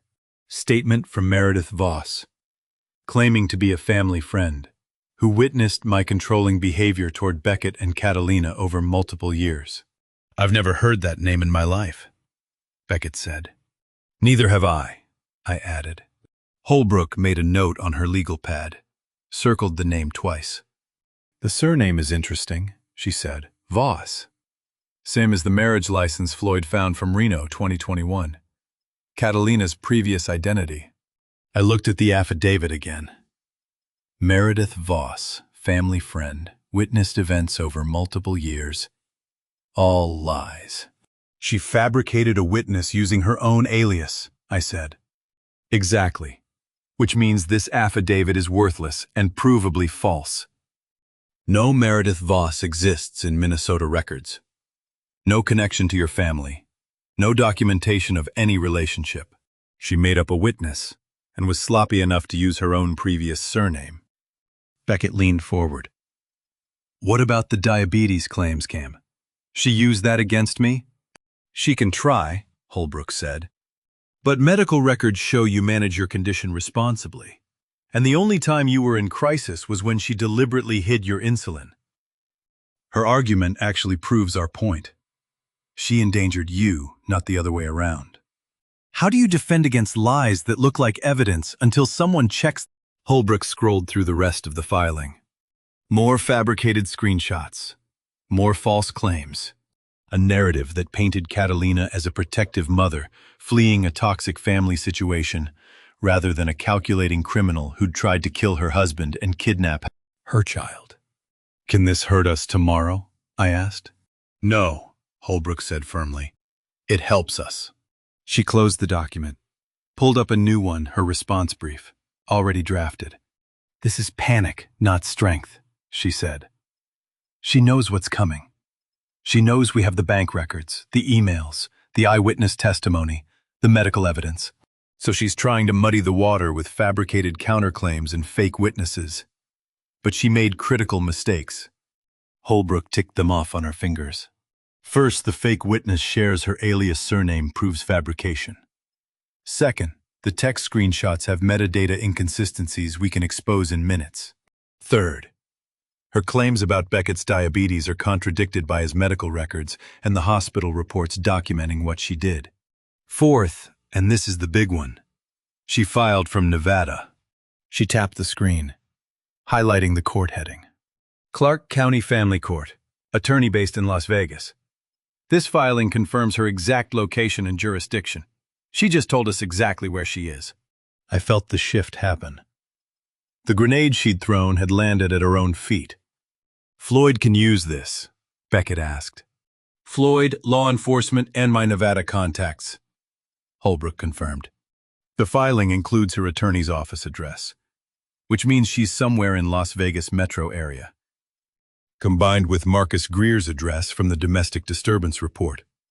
We now have pinpoint location. She'd thrown a punch in a courtroom gunfight. What happens tomorrow? I asked. We present our evidence. The judge reviews both filings.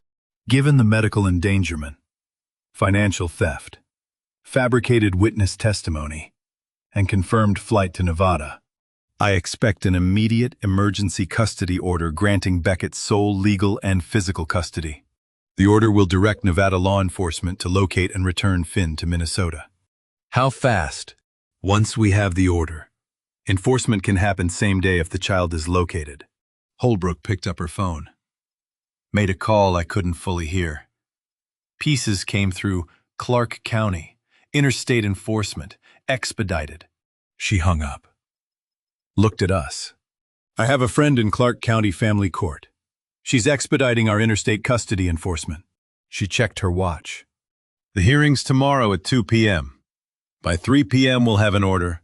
By midnight, Nevada law enforcement can execute it. There are truths that prepare you and truths that break you. And watching Beckett reach for Floyd's folder, I knew which kind we were about to face. We'd come home from Holbrook's office Wednesday morning, with the hearing set for tomorrow at 2 p.m.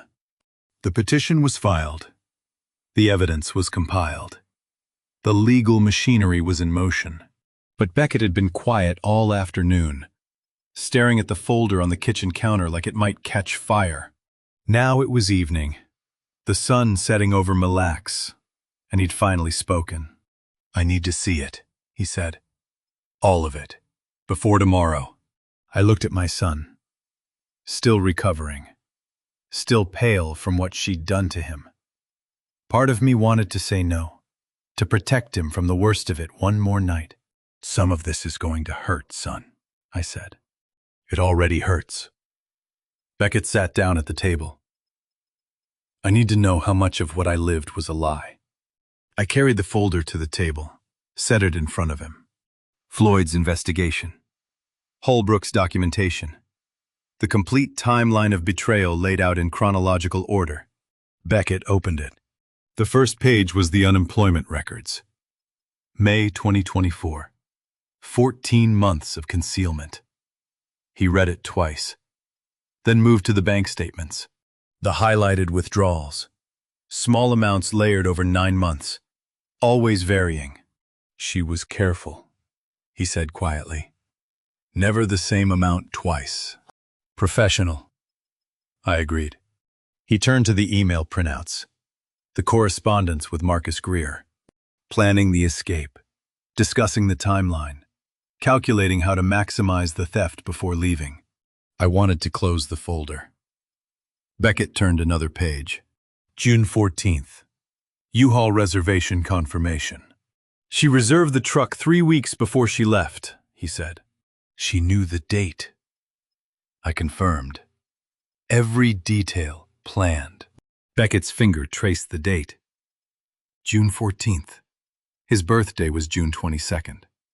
She'd reserved the truck 8 days before his birthday, then smiled through the celebration, knowing she'd be gone in 2 weeks. He flipped to the next section. Wire transfer records, amounts sent to Marcus Greer's Las Vegas accounts.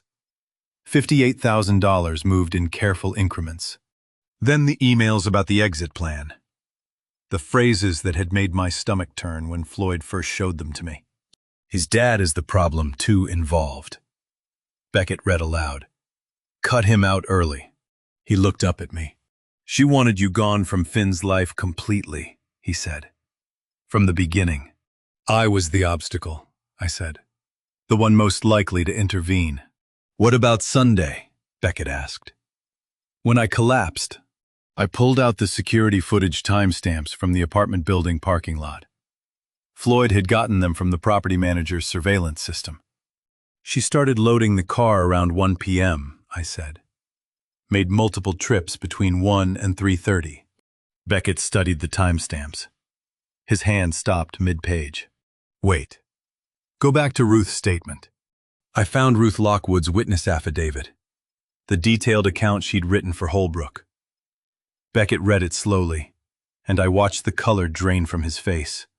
Ruth heard something through the wall around 2 p.m., he said. A crash. Sounded like someone falling. I nodded. What was Catalina doing at 2? I pulled up the parking lot footage log. Loading the car. She made 3 more trips after 2:15. Beckett set the page down carefully. Before I reveal what the witness statement says about that Sunday afternoon, the detail that shows exactly what Catalina heard and when she heard it, drop A if you think this was calculated. B if it was panic. A quick note, some details ahead are recreated for emotional impact. You can stop here if you prefer. Beckett picked up the footage analysis Floyd had annotated. Camera angles, timestamps, movement patterns. The bedroom window faces the parking lot, he said quietly. Yes. And she walked past it. Multiple times. I looked at the notation Floyd had made. Security footage timestamp analysis. Subject visible, passing ground floor bedroom window 4 separate times between 2:07 p.m. and 3:23 p.m. Window blinds open. Interior visible from exterior. She walked past your bedroom window 4 separate times after your collapse, I said. She saw you through the glass and kept moving boxes. Beckett's hands were flat on the table, pressing down like he needed to anchor himself. She heard me fall, he said. Through the wall. Ruth heard it from next door. Catalina was closer. She definitely heard it. Yes. And she saw me. Through the window 4 times. Yes. She heard me fall. She kept loading boxes. The words hung in the air. The lake was dark outside the window now. Night settling over the water. Inside, the kitchen light made everything too bright, too clear. Beckett flipped to the medical report from the hospital. Dr. Oviedo's assessment. Severe hypoglycemia, dehydration, near-fatal ketoacidosis. Timeline of decline. 72 hours without insulin. If you'd found me 12 hours later, Beckett said. The doctor said I'd be dead. Yes. But she left Sunday afternoon. You found me Wednesday afternoon, that's, he calculated, 72 hours. She didn't know when you'd be found, I said quietly. She just knew you wouldn't be able to stop her. Dad, Beckett said, voice hollow. She wanted me dead. The truth we'd been circling, finally spoken aloud. Not just incapacitated. He continued. Dead. Because if I was just sick, I might recover. I might come after her. I might get Finn back. But if I was dead...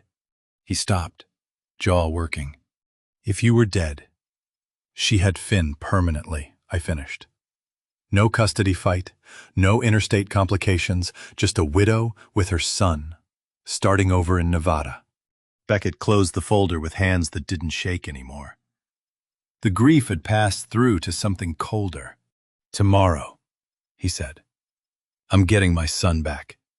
And she's never touching him again. I saw it then. The father Eleanor would have recognized. The one who'd fight until there was nothing left to fight with. Tomorrow, I agreed. We bring him home. Why that parking lot? That Wednesday? That specific insult designed to hit where a grandfather lives? The question wouldn't leave me alone. It was past 10 p.m. Beckett had gone to bed, exhausted from the evidence review. And Floyd was still at my kitchen table going through the timeline one more time before tomorrow's hearing. Sunday afternoon. She's gone, Floyd said, tapping the page. Wednesday afternoon, the parking lot. I poured more coffee neither of us needed. 72 hours, Floyd continued. Between her departure and that voicemail. Why time it to land exactly then? She was angry, I said. Wanted to hurt me. Maybe. Or maybe she needed you exactly where you were. I sat down across from him. Floyd pulled out a calendar, marked the dates. Sunday, July 6th, Catalina's departure. Wednesday, July 9th, the parking lot. You visited Beckett most Sundays, Floyd said. Helped with Finn, brought groceries, spent the afternoon. She knew that pattern. But this trip, you came Wednesday instead for Finn's birthday present. Beckett asked me to come that day. I confirmed. Said Finn had been asking for the train, which means she knew exactly when you'd be standing in that parking lot. 3 days after she'd left him. Long enough that if you'd turned around and driven home like the voicemail told you to, nobody would have checked on Beckett until it was too late. The pieces started connecting in ways I didn't want to see. You're saying the timing was planned? I asked. Floyd flipped to another document. Beckett's phone records. Messages between him and Catalina from the previous months. May 16th, Floyd said. Catalina tells Beckett you criticized her parenting during a visit. Said you told her she was too permissive with Finn, undermining her authority. Do you remember saying that? I thought back. May. 3 months ago. I never said that. I barely saw her in May. I was finishing a boat commission, working 12-hour days. Beckett's response confirms he believed her. He texted you that weekend. Cooler than usual. You two had some distance for a few weeks after. I remembered. The texts had felt off, but I'd chalked it up to stress. Beckett's diabetes management had been difficult that month. She manufactured an earlier argument, I said slowly. Created distance months before the final escape. How far back? I asked Floyd. How long was she planning this? At least 16 months, Floyd said. That's when contact with Marcus Greer started. But the tactical isolation of you specifically, probably 6 months. Small moves. Gradual distancing. Building toward the final separation. He pulled up the parking lot security footage again. The timestamp from Wednesday afternoon. She needed you gone before you could see the apartment, Floyd said. One phrase cold enough to send a proud man driving home instead of knocking on that door. If you'd left instead of waiting in that lot. Beckett could have gone another day, maybe 2, before anyone checked. The voicemail wasn't emotion, it was strategy. The words hit like cold water. Filthy old swine. The insult that had burned in my chest for days, that had almost sent me driving home instead of into that building. I sat in that parking lot for 40 minutes instead of leaving, I said. That wasn't what she planned on. No, Floyd agreed. That's the one thing she got wrong. Floyd's phone rang. Holbrook. He put it on speaker. I need you both to understand something, Holbrook said without preamble. This proves premeditation at a level most prosecutors never see.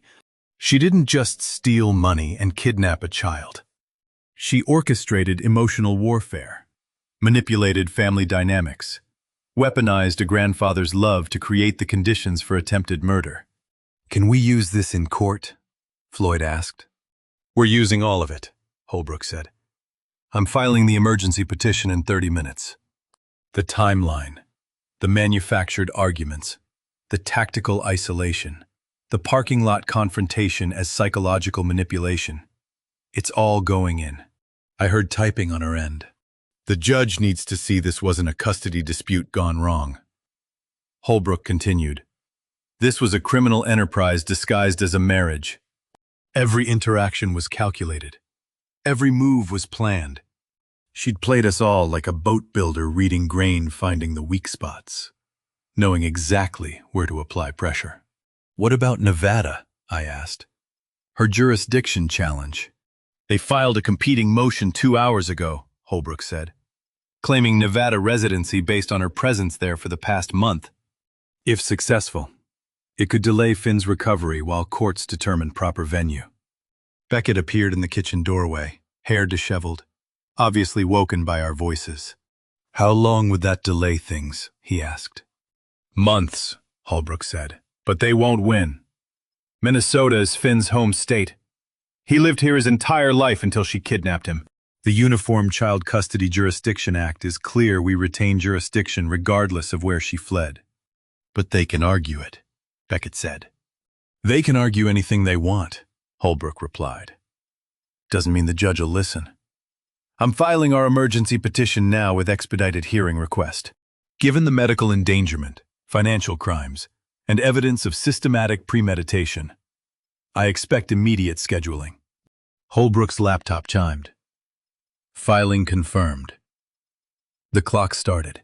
Hearing set, she said. Thursday, 2 p.m. 48 hours for a decision after that. But given the circumstances, I'd expect something faster. Tomorrow, Beckett said. 14 hours. Get some sleep, Holbrook advised. Both of you. You need to be sharp for testimony. She hung up. Floyd gathered his documents, organized them back into the folder. She made one mistake, he said, standing to leave. She assumed anger would keep you away permanently. But anger turned into action, and action turned into evidence. And evidence turns into custody orders. He handed me the folder. Tomorrow we show the judge exactly who she is, and exactly where Finn belongs.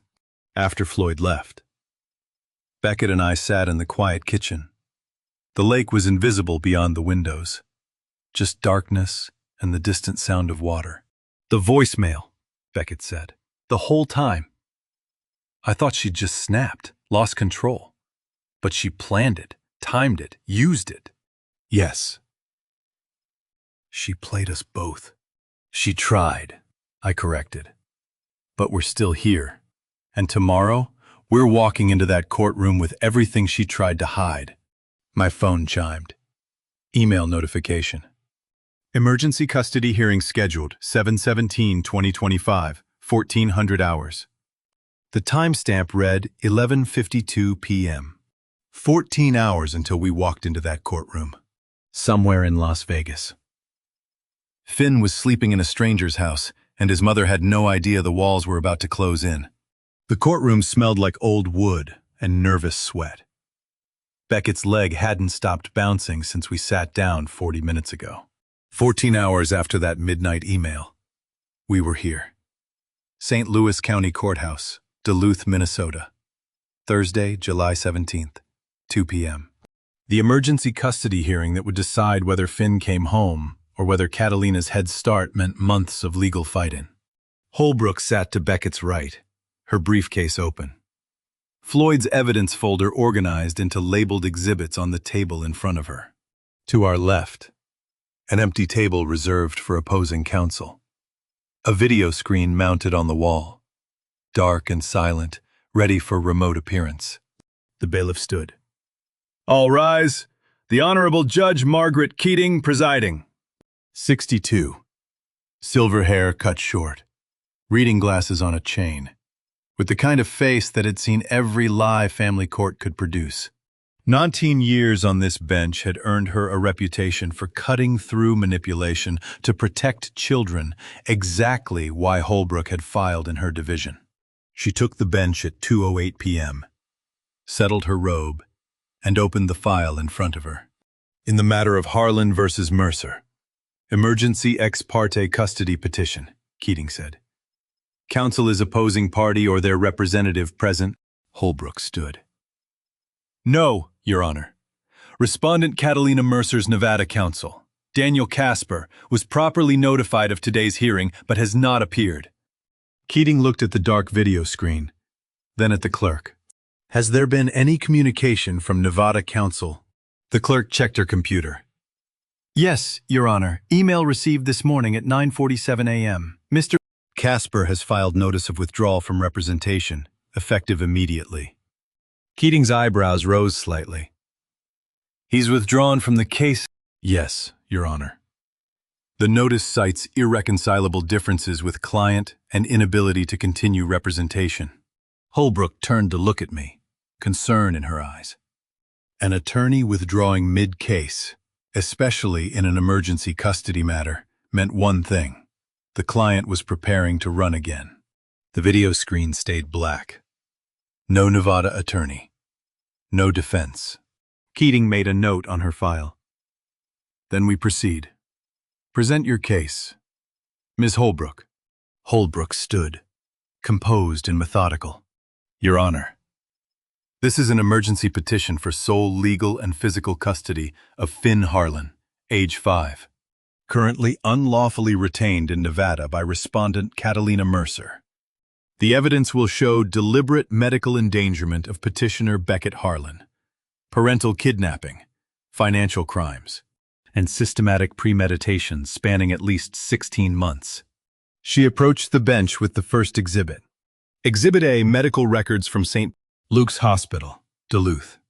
Document petitioner's admission July 9th in life-threatening diabetic crisis, after respondent deliberately hid his insulin and abandoned him without access to emergency services. Keating accepted the document, read it carefully. Exhibit B, witness affidavit from Ruth Lockwood. Neighbor, describing respondent's actions Sunday, July 6th, loading vehicle while petitioner was visibly ill, confiscating his phone. Departing with minor child Finn while petitioner was incapacitated. Holbrook continued through the exhibits. Bank records showing the systematic theft. Email evidence documenting the planned escape with Marcus Greer. Property management records showing the emergency contact change designed to prevent rescue. Security footage proving Catalina saw Beckett through the window after his collapse and continued packing.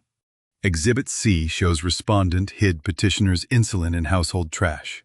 Your Honor, Holbrook said. Deliberate removal of life-sustaining medication. Keating looked up. And petitioner was hospitalized in critical condition? Yes, Your Honor. Had neighbor Ruth Lockwood not intervened Wednesday afternoon, medical testimony indicates probable fatality within 12 hours. Beckett's hand gripped the table edge, knuckles white. Waiting. Keating read through the medical report from Dr. Oviedo. The timeline of decline. The severity of the crisis. The near-fatal outcome. Where is the child now? Keating asked. Las Vegas, Nevada, Your Honor. Residing with Marcus Greer, respondent's romantic partner, at an address we've confirmed through law enforcement channels. Has the child been located specifically? Yes, Your Honor. Las Vegas Metro Police Department has confirmed the address. They're standing by pending this court's order. Keating flipped through the remaining exhibits. The emails between Catalina and Marcus discussing the exit plan. The manufactured arguments designed to isolate me from the family. The parking lot confrontation timed to keep me away during the critical escape window. The courtroom was silent except for pages turning. Finally. Keating set down the file and looked at Beckett. Mr. Harlan, you're present today. Tell me in your own words what happened. Beckett stood, still pale but steady. She hid my insulin, he said quietly. Took my phone. Changed the emergency contact so my father wouldn't be called. Then she left with our son, knowing I'd die without intervention. I woke up in a hospital 3 days later. I haven't seen Finn since July 6th. His voice cracked on the last sentence. Keating nodded slowly. Sit down. Mr. Harlan. She pulled a form from her desk, began writing. This court finds clear and convincing evidence of medical endangerment and parental abandonment, Keating said. Respondent Catalina Mercer created a life-threatening situation for the child's parent and absconded with the minor child across state lines to avoid accountability. She signed the form with deliberate strokes. Temporary sole legal and physical custody is granted to petitioner Beckett Harlan, effective immediately. Respondent's custodial rights are suspended pending full hearing. Beckett's breath came out in a rush. Keating wasn't finished. I'm issuing a pickup order for immediate enforcement in Clark County, Nevada. Bailiff. Transmit to Las Vegas Metro Police Department. The child is to be taken into protective custody, and arrangements made for return to Minnesota within 72 hours. She picked up her phone, dialed a number from memory. Judge Morrison Margaret Keating, St. Louis County, Minnesota. I'm issuing an interstate custody enforcement order for immediate execution in your jurisdiction. Can you coordinate with LVMPD? A pause. Yes. Child endangerment case. Address is 4127 Desert Hollow Drive. We have confirmed location. Another pause. Excellent. I'm transmitting the signed order now. She hung up and looked at Beckett directly. We're bringing your son home. Mr. Harlan. Keating signed another form, handed it to the clerk. Order is effective immediately. File and transmit. The judge's clerk brought the signed order to Holbrook at 2:58 p.m. Holbrook's phone buzzed a text she glanced at quickly. She leaned toward us, voice low. LVMPD en route to 4127 Desert Hollow Drive, ETA 6 minutes. I looked at my watch. In Las Vegas, it was 12:04 p.m. Finn was probably eating lunch, unaware his world was about to change again. She was leaning against the corridor wall outside courtroom 3. 5 years I'd wondered if I'd ever really known my grandson's mother at all. Catalina Mercer, at 31, looked exactly like the photos Floyd had gathered. Sharp features, careful makeup, and eyes that calculated advantage in every conversation. Except now, those eyes held something I'd seen in combat engineers, who realized their bridge was collapsing under them. We'd just walked out of the courtroom at 3:02 p.m. Custody order signed. Finn's recovery already in motion. And she was here, 1,500 miles from where she should have been, waiting like she'd known exactly when we'd emerge. Beckett stopped walking when he saw her. His hand went to my arm, steadying himself. You had no right, Catalina said. Her voice was controlled, but barely. I was protecting him from this toxic situation. You left me to die, Beckett said. You hid my insulin. You don't understand the pressure I was under. Your father... Stop, I said quietly. We know everything. The emails, the planning, Marcus Greer, the money, all of it. Her face shifted, calculation visible behind the facade. I came to make a deal, she said. Partial custody. I drop the counterclaims. You drop any criminal fraud charges. We co-parent like adults. Holbrook stepped forward. There's no deal to make. The custody order was signed 20 minutes ago. You flew here for nothing. Catalina's expression cracked. 20 minutes. We filed while you were in flight. Holbrook continued. The judge ruled in our favor. You have no custodial rights as of 2:52 p.m. today. I watched Catalina process it.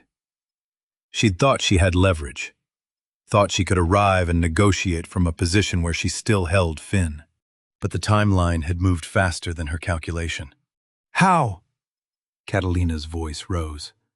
How did you find all of it? The accounts, the emails, everything. Beckett stood straighter than he had in weeks. Something had changed in him. You underestimated him, Beckett said, nodding toward me. That was your first mistake. Catalina turned to me, fury breaking through the control. What did you do to me? What are you? How did you track everything? I'd kept this quiet for 22 years. Boat building was what I did now, what people saw. But it wasn't what I'd been. Army Corps of Engineers, I said. 26 years, 3 combat deployments, logistics coordination, evidence documentation for military investigations, problem solving under pressure, resource networks across state and federal systems. Catalina stared. You're a boat builder, she said. You fix wood. I build boats now. I agreed. But I built bridges in Iraq, coordinated infrastructure recovery in Afghanistan, managed supply chains for battalion-level operations. Evidence, logistics, systematic investigation. They're transferable skills. I pulled Floyd's card from my pocket. Floyd Townsend, Minnesota State Patrol, 32 years, retired investigator. Also happens to be family. You researched Beckett's medical condition, his financial vulnerability, his isolation. But you didn't research me. Catalina's hands were shaking now. I had it planned, she said. Every detail, months of preparation. I know, I said. 16 months with Marcus Greer. 14 months hiding unemployment. 9 months of systematic theft. You were thorough. But you made one critical error. What?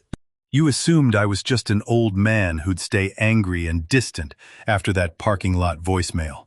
You weaponized my emotions and expected them to keep me away permanently. But anger doesn't cloud judgment when you've been trained to separate emotion from operational planning. Holbrook's phone buzzed. She glanced down, nodded to me. Beckett stepped closer to Catalina. No longer the man she'd left unconscious on an apartment floor. You heard me collapse, he said.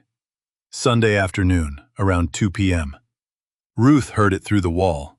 You definitely heard it. And you walked past the bedroom window 4 more times while I was dying on the floor. Catalina's face went white. The security footage. Beckett continued.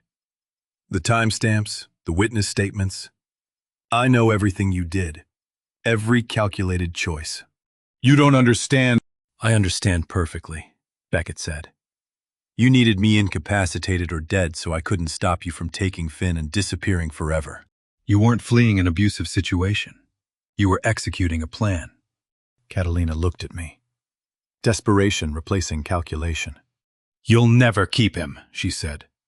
I'll fight this forever. Appeal, jurisdiction challenges, whatever it takes. This isn't over. It's over, I said. Holbrook held up her phone. Las Vegas Metro PD just confirmed Finn's recovery. Safe, healthy, removed from Marcus Greer's residence at 12:18 p.m. Pacific time. He's in protective custody with Nevada Family Services right now. Catalina swayed. They're asking for Beckett's contact information. Holbrook continued. Finn keeps requesting his daddy.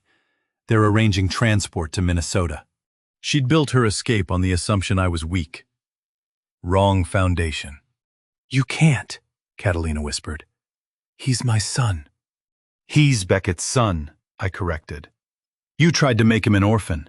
That was your choice. Now you live with the consequences. Holbrook showed me the text message. I read it twice. Child recovered safely. Minor Finn Harlan, age 5. Requesting father's contact for reunion coordination. Flying to Duluth tomorrow a.m. Tomorrow morning.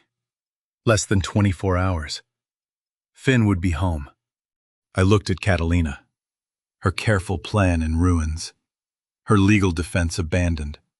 Her accomplice in custody. Everything she'd built over 16 months dismantled in 9 days. I didn't come for a fight, I said. I came to retrieve my family. Beckett put his hand on my shoulder. Catalina started to speak, but Holbrook cut her off. I'd advise you to retain local counsel immediately. The county prosecutor received our evidence package this morning.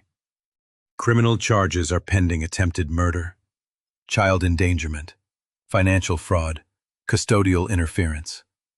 You'll be served within 48 hours. Catalina looked between the 3 of us, searching for leverage that no longer existed. You can fight all you want, I said, but you'll do it away from my grandson. We walked past her toward the elevator. Behind us, I heard her sink against the wall. the sound of someone whose bridge had finally collapsed. The elevator doors closed on her face. Beckett was crying. Not grief this time. Relief. Tomorrow, he said. Finn comes home tomorrow. Tomorrow, I confirmed. And we make sure he never remembers any of this as anything but the time Daddy got sick and Grandpa helped bring him home. The wooden train had been sitting in my truck's glove box for over a week, wrapped in paper Finn had helped me pick out in May, back when birthdays felt guaranteed. I'd carved it from cedar. 6 cars with magnetic couplings, wheels that actually turned. Finn's 5th birthday was June 22nd. I'd planned to deliver it that Sunday, July 6th, during my regular visit. Instead, that was the day Catalina disappeared with him. Now it was Thursday evening, July 17th, and I was driving to Hibbing with a custody order and hope burning in my chest. The address Floyd had traced wasn't Las Vegas. Catalina had left Finn with her sister Lauren 10 days ago, in a small house on the north side of Hibbing, 90 miles from Duluth. I pulled into the driveway at 6:04 p.m. The woman who opened the door had Catalina's dark hair but softer features, eyes red from weeks of stress, and the exhausted relief of someone who'd been caring for a child while terrified she might be breaking laws she didn't understand. Lauren Talbot, 38. Catalina's older sister by 7 years. "Otis," she said. "Thank God. She dropped him here 10 days ago and I haven't heard from her since." I held up the custody order. "I have a court order from St. Louis County. Judge granted Beckett sole custody this afternoon. I'm here to take Finn home." Lauren's shoulders sagged with relief. "Come in, please." The living room showed signs of a 5-year-old's presence. Toys in a basket, crayon drawings on the coffee table, a blanket fort between 2 chairs. "What did she tell you?" I asked. "She called July 7th, said there was a family emergency. Beckett was having medical issues. She needed someone to watch Finn for a few days. Drove him up that night with a suitcase and backpack. Promised she'd be back by the weekend." And nothing. No calls, no texts. I tried reaching her for over a week. Her phone went to disconnected. I didn't know what to do. Call police, child services? I had no proof anything was wrong. Lauren's hands shook, holding the court order. "I wanted to call someone," she said, "but I didn't know who." "Did she take anything when she left him here?" Lauren's face confirmed it. $3,000. Cash I'd been saving. She said she needed it for Beckett's medical expenses. Promised she'd pay me back. I gave it to her because she's my sister, and I believed her. Another victim. Lauren had kept Finn safe out of love, not complicity, while Catalina used her the same way she'd used everyone else. $67,000 now. Floyd would need to update the file. "He's been asking for you," Lauren said. "For his dad." I didn't know what to tell him. "Where is he?" "Back room, playing with blocks," Lauren called down the hallway. "Finn, someone's here to see you." Footsteps. Small. Running. Finn Harlan, at 5 years old, had his father's dark hair and his mother's sharp features. But when he smiled, truly smiled, I saw Eleanor in the way his whole face committed to the joy. He appeared in the doorway, saw me, and his face lit up. "Grandpa, you came..." He ran across the room and I knelt to catch him. 5 years old, 42 pounds. The reason I'd spent 9 days building a case with military precision. He was thinner. Not dangerously, but enough that I noticed. "I did, buddy," I said, holding him. "I came to take you home to Daddy." Finn pulled back, looked at my face with that serious expression children get when asking the question that really matters. "Did you bring the train, the one you were making?" 3 months. He'd remembered. I stood, took his hand. "Let's go look in my truck." We walked outside together, Lauren following with Finn's suitcase. The August evening was warm, sun low over the trees. I opened the glove box, pulled out the wrapped package. Finn's eyes went wide. "Is that it?" I knelt to his level, handed him the package. I've had it in my truck since your birthday. I'm sorry I'm late.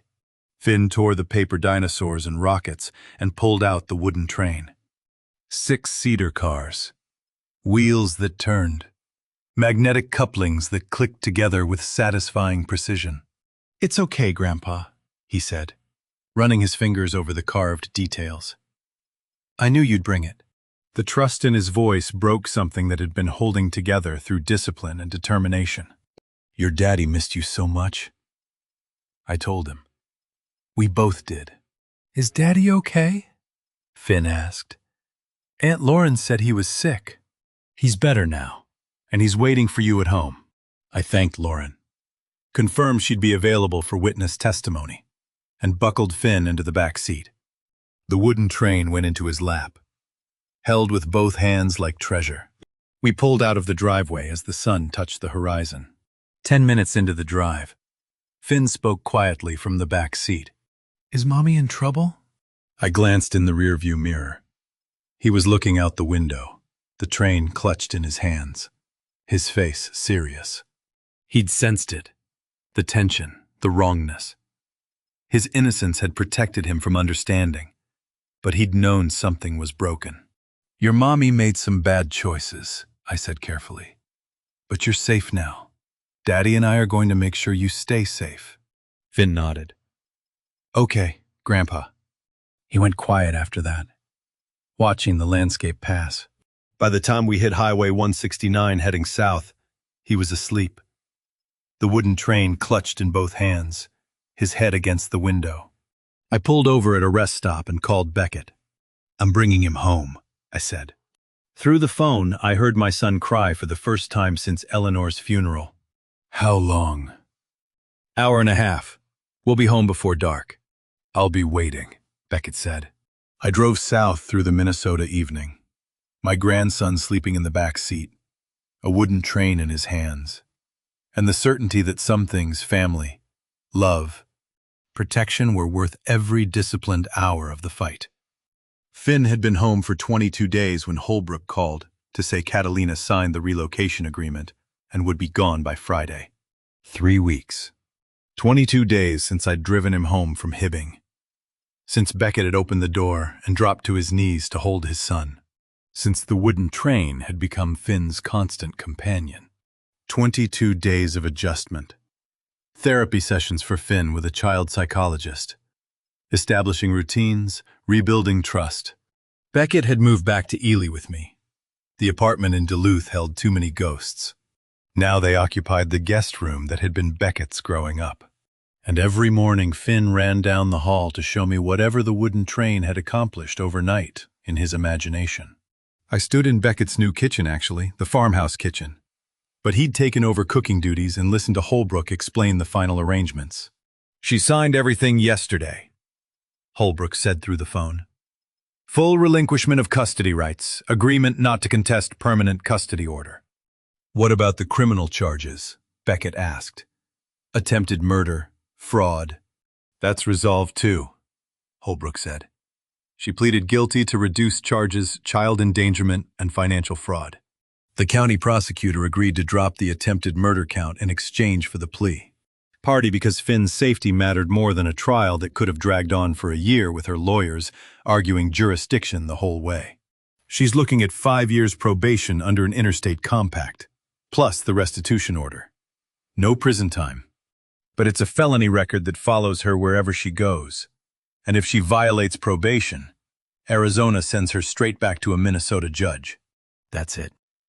Beckett's voice was flat. That's the system, Holbrook said. But she's leaving with a felony conviction, a supervised sentence, and 0 custodial rights. She's relocating to Arizona, leaving Minnesota by Friday. Did she ask for a final visit? Beckett asked.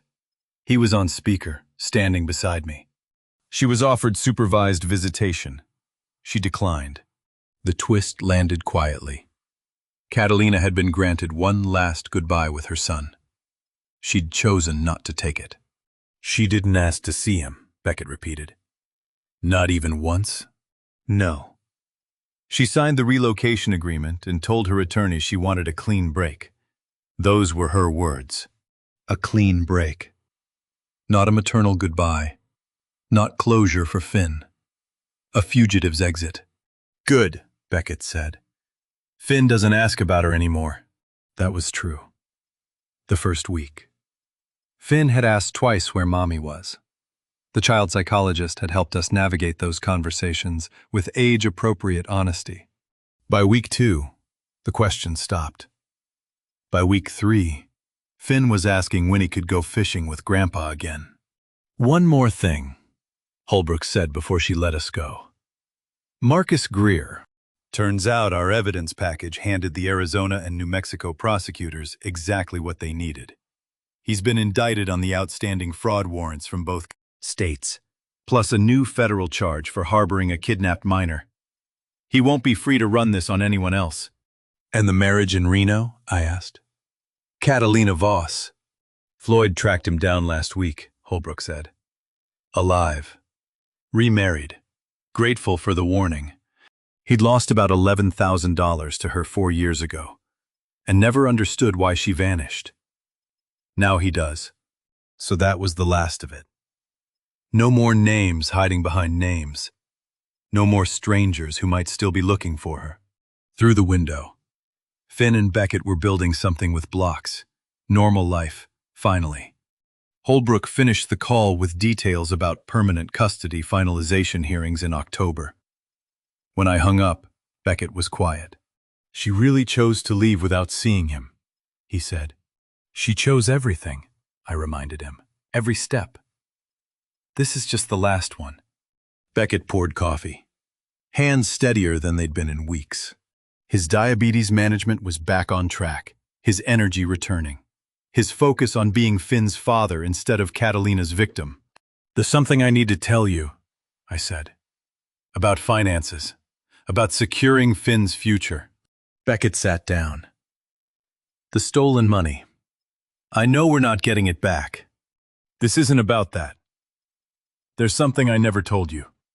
About a patent from my core days. A patent for what? I'd kept this quiet for 18 years. The royalty checks deposited automatically.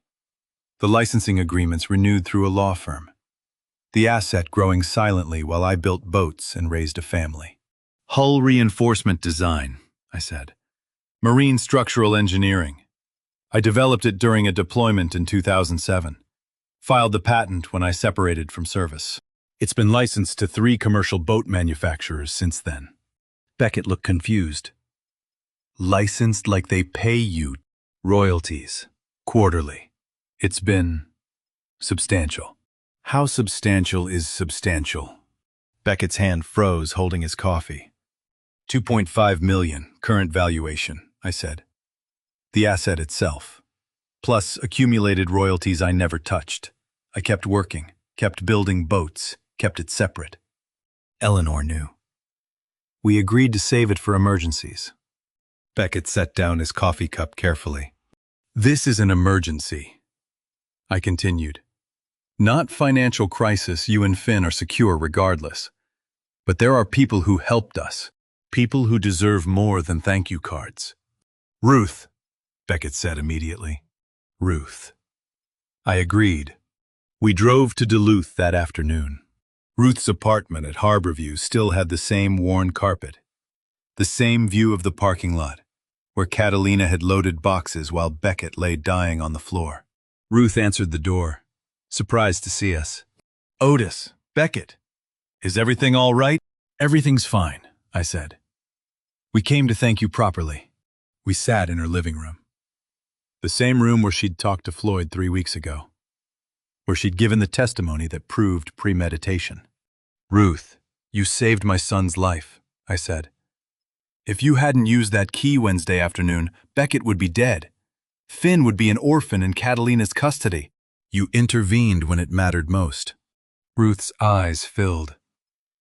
I just did what anyone would. No, Beckett interrupted. You did what one person did, you, and we'll never forget it. I pulled the envelope from my jacket. Floyd mentioned you have medical debt, and that your granddaughter Emma is starting nursing school. Ruth's face went cautious. I can manage. We'll be fine. I know you can, I said. But you shouldn't have to. You saved my son's life, Ruth. Let me help secure yours. I handed her the envelope. Inside were 2 checks. One for $8,400, her outstanding medical debt, according to Floyd's discreet inquiry. One for $15,000. Emma's first-year nursing school tuition at the University of Minnesota, Duluth. Ruth opened the envelope, saw the amounts, and her hands started shaking. I can't. This is too much. I can't accept. You can, Beckett said gently. You have to. Because we need you to know that what you did mattered. That good people don't go unrewarded when someone's paying attention. Ruth was crying now, the checks trembling in her hands. This isn't charity, I told Ruth. It's gratitude with a bank routing number. She looked at the check for Emma's tuition, then back at me. I was going to withdraw, she said quietly, for my own nursing assistant certification program. The costs were too much with Emma's school and my medical bills. I was going to drop out next month. Ruth had been preparing to sacrifice her own advancement to help her granddaughter. The weight of that landed hard in my chest. Not anymore, I said. You stay in that program. You finish it. You build the future you deserve. Ruth hugged Beckett at her doorway, tears on both their faces. And I thought about Eleanor's belief that good people catch breaks when the universe pays attention. We walked to the truck. Finn was waiting at home with a new train track layout to show me. And for the first time in months, tomorrow felt like something to build toward instead of survive. The box labeled Kitchen Fragile was heavier than it looked, and watching Beckett carry it into his new house, 15 minutes from mine, felt like watching him carry himself into a future that didn't hurt. Late August had arrived with crisp air and falling leaves, and Beckett had closed on this small house the week before. 2 bedrooms, 1 bathroom, kitchen with windows facing east, and 15 acres of woods and meadow. Close enough I could drive over without planning. Far enough he had space to build something new. Finn ran through the empty rooms, footsteps echoing on hardwood, exploring his new bedroom and the yard beyond. The wooden train went everywhere with him, wheels rolling across unfamiliar floors, claiming territory. I wanted to be close enough you could come by without planning, Beckett said, setting down the box in what would become the kitchen. But far enough we weren't living in each other's pockets. This is good land, I said. Finn will have room to grow. We carried boxes from the moving truck, the few possessions Beckett had salvaged from the Duluth apartment. New furniture purchased with settlement money from the criminal restitution order against Catalina. Kitchen supplies still wrapped in newspaper. Beckett gestured toward the detached building behind the house. That's why I chose this place, he said. Workshop space, insulated, wired for power, big enough for serious projects. I looked at him. I want to learn, he said. Boat building. The way you do it. The way your father taught you. I want Finn to grow up knowing how to make things with his hands, not just consume them. Something settled warm in my chest. Multi-generational craft, knowledge passed down, something built instead of broken. I'd like that, I said. Through the window. Finn laughed. Just laughed. Normal. We worked through the afternoon, unpacking boxes, assembling furniture, creating rooms from empty space. Finn helped by organizing his toys in the new bedroom, wooden train on the windowsill, blocks in the closet, books on the shelf Beckett had mounted that morning. By evening, the bones of a home had emerged. Not finished, but functional. Not perfect, but safe. We ordered pizza and ate it on the living room floor like a picnic. Boxes stacked against walls. Furniture not quite placed where it would eventually live. I like this house better, Finn said, tomato sauce on his chin. It smells like Grandpa's. Beckett smiled. That's sawdust and coffee. Good smells. Finn went back to building train tracks across the empty floor. creating loops and bridges from his imagination. The evening light came through windows that faced the woods, golden and soft. Pizza boxes and empty rooms, sometimes starting over looks like nothing. But it's everything. "Come sit on the porch with me," I said to Beckett. "Let Finn have the floor for his tracks." We stepped outside into September dusk. The porch was small, just big enough for 2 chairs and a view of the meadow stretching toward the tree line. Anne was visible through the window, absorbed in his train world. Beckett sat, exhausted from moving, but the good kind of tired that comes from building something. "I keep thinking about it," he said after a while. "How long I stayed, how many signs I ignored, how I let her isolate me from you, from everyone." "You were trying to make it work," I said. "That's not weakness." "Feels like it." Looking back, I watched the last sunlight touch the meadow grass. "I learned something in the Corps," I said. "During my second deployment, we had an officer who stayed in a failing command structure for 3 years because he thought loyalty meant enduring. Nearly got people killed before they transferred him out." Beckett looked over. "The lesson wasn't about him," I continued. "It was about what loyalty actually means, what love actually means. It's not how much suffering you endure. It's who stays when the crisis comes." "You stayed," Beckett said. "Ruth stayed. She ran." "Exactly. When you collapsed on that apartment floor, Catalina walked past the window 4 times and kept packing. Ruth used her key and called 911. That's the difference. That's love." The woods were darkening, the air cooling. "Eleanor stayed," Beckett said quietly. "Through everything." She did. Through deployments, through money problems, through my transition out of the Corps when I didn't know who I was anymore. She stayed. Not because she was obligated, because she chose to. I chose to stay with Catalina. You chose to try. That's different than choosing to stay through abuse. You're allowed to leave situations that hurt you. That's not failure, that's survival. Beckett was quiet for a long time. "Your mother," I said, "would be proud of the father you're becoming." His breath caught. "She'd see Finn in there, playing with the train you made for him. She'd see you building a safe home after escaping a dangerous one. She'd see you learning to ask for help instead of suffering alone. And she'd be proud." The screen door creaked. Finn appeared with the wooden train. "Grandpa, can we plant a tree in the yard, like Great-Grandma Eleanor would have wanted?" It landed as gentle as falling leaves. Finn had never met Eleanor. She'd died when he was 3. But he carried her memory through our stories, through the values we'd taught him, through the kind of love that stays. "Yeah, buddy," Beckett said, voice thick. "We can plant a tree. An oak," I added, "like the one at my place, strong roots." Finn nodded seriously, then went back inside to his tracks.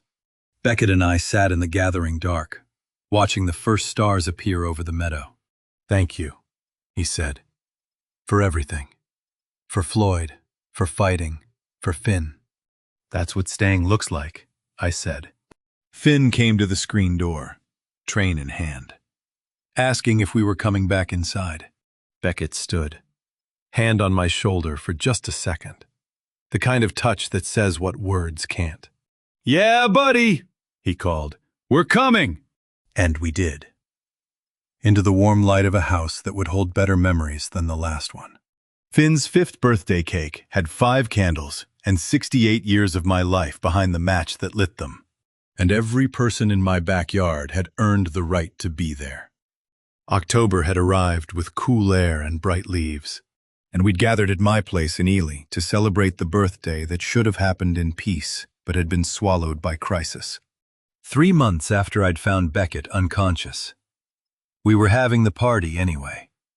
Finn wore the birthday hat Beckett had made from construction paper, running through the yard with the wooden train in one hand. Ruth sat at the picnic table with Floyd. both watching Finn with the attention that comes from knowing how close we'd come to losing him. Vera Newberry, my sister and Eleanor's closest friend in the family, had warned me about Catalina 6 months ago with the kind of clarity that comes from decades spotting liars at the reference desk. She stood beside me now, helping arrange presents. Eleanor would have loved this, Vera said quietly. She would have organized it better, I said. But you got everyone here alive. That counts. Beckett carried the cake to the picnic table, chocolate with blue frosting, slightly lopsided. Grandpa, did you make this cake? Finn asked. I helped, Ruth said. Your grandpa's better with wood than frosting. Floyd raised his coffee cup. To 5 years old and 50 more after that. We sang Happy Birthday while Finn bounced in his chair. And when it came time to blow out the candles, he closed his eyes tight and wished for something he wouldn't tell us. Presents came next. Blocks from Ruth, a book about trains from Floyd, a fishing rod from Vera, and from me. The promise of a real wooden boat when he was old enough to help build it. Finn looked at the wooden train he'd been carrying everywhere for 3 months. Can everyone sign it? He asked. With permanent marker, so I remember. Finn wanted to commemorate the community that had saved him. Turn the train into an heirloom of love instead of blood. Ruth found a marker. She signed first careful letters on the engine car, Ruth L., your neighbor who cares. Floyd signed the coal car, Floyd T. Never stop asking questions. Vera signed the caboose, Vera N., your great-grandma's friend. Beckett signed the passenger car, Dad. I love you forever. I signed the cargo car. Grandpa, built with love, carried with pride. Finn held the train up to the October sun, reading each name, understanding something about family that had nothing to do with DNA. Ruth caught my eye across the yard. She nodded, I nodded back. Some debts can't be paid, only honored. The party wound down as the sun lowered. Floyd left first, promising to bring Finn fishing in the spring. Vera hugged Beckett and whispered something that made him cry and smile. Ruth packed up leftover cake, insisting Finn and Beckett take most of it home. Finn climbed into my lap on the porch swing, exhausted from playing.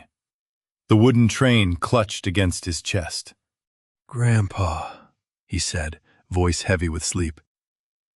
Will you build me a real boat someday? I'm building one now, I said. In the workshop. You can help me finish it. A boat I can ride in. A boat you can learn in. Start small. Work your way up. Beckett sat on the porch steps, watching his son drift toward sleep in my arms. Thank you, Beckett said quietly. All of you. For bringing him home. We didn't bring him home, I said. We fought until the world made sense again. Finn's breath evened out. Asleep. Safe. Mine. Ruth was the last to leave, hugging Beckett at the door with tears in her eyes. Beckett carried Finn to the truck, still sleeping, still holding the signed train. They drove the 15 minutes to their house, and I watched the taillights disappear. The backyard was quiet. Paper plates and empty cups. Presents scattered on the porch. Evidence of celebration. Evidence of family. I walked to the workshop as dusk settled. The boat waited where I'd left it that morning, half-built hull, ribs exposed. Cedar planks fitted one careful piece at a time. Anne's first real boat. Sized for a child but built to last decades. I ran my hand along the unfinished hull, feeling the grain Eleanor had taught me to read 22 years ago. Building boats is building patience into wood. Building family is building love into time. I thought about Catalina's voicemail, the insult that had started everything. Filthy old swine. The words meant to wound, to drive me away, to clear her path.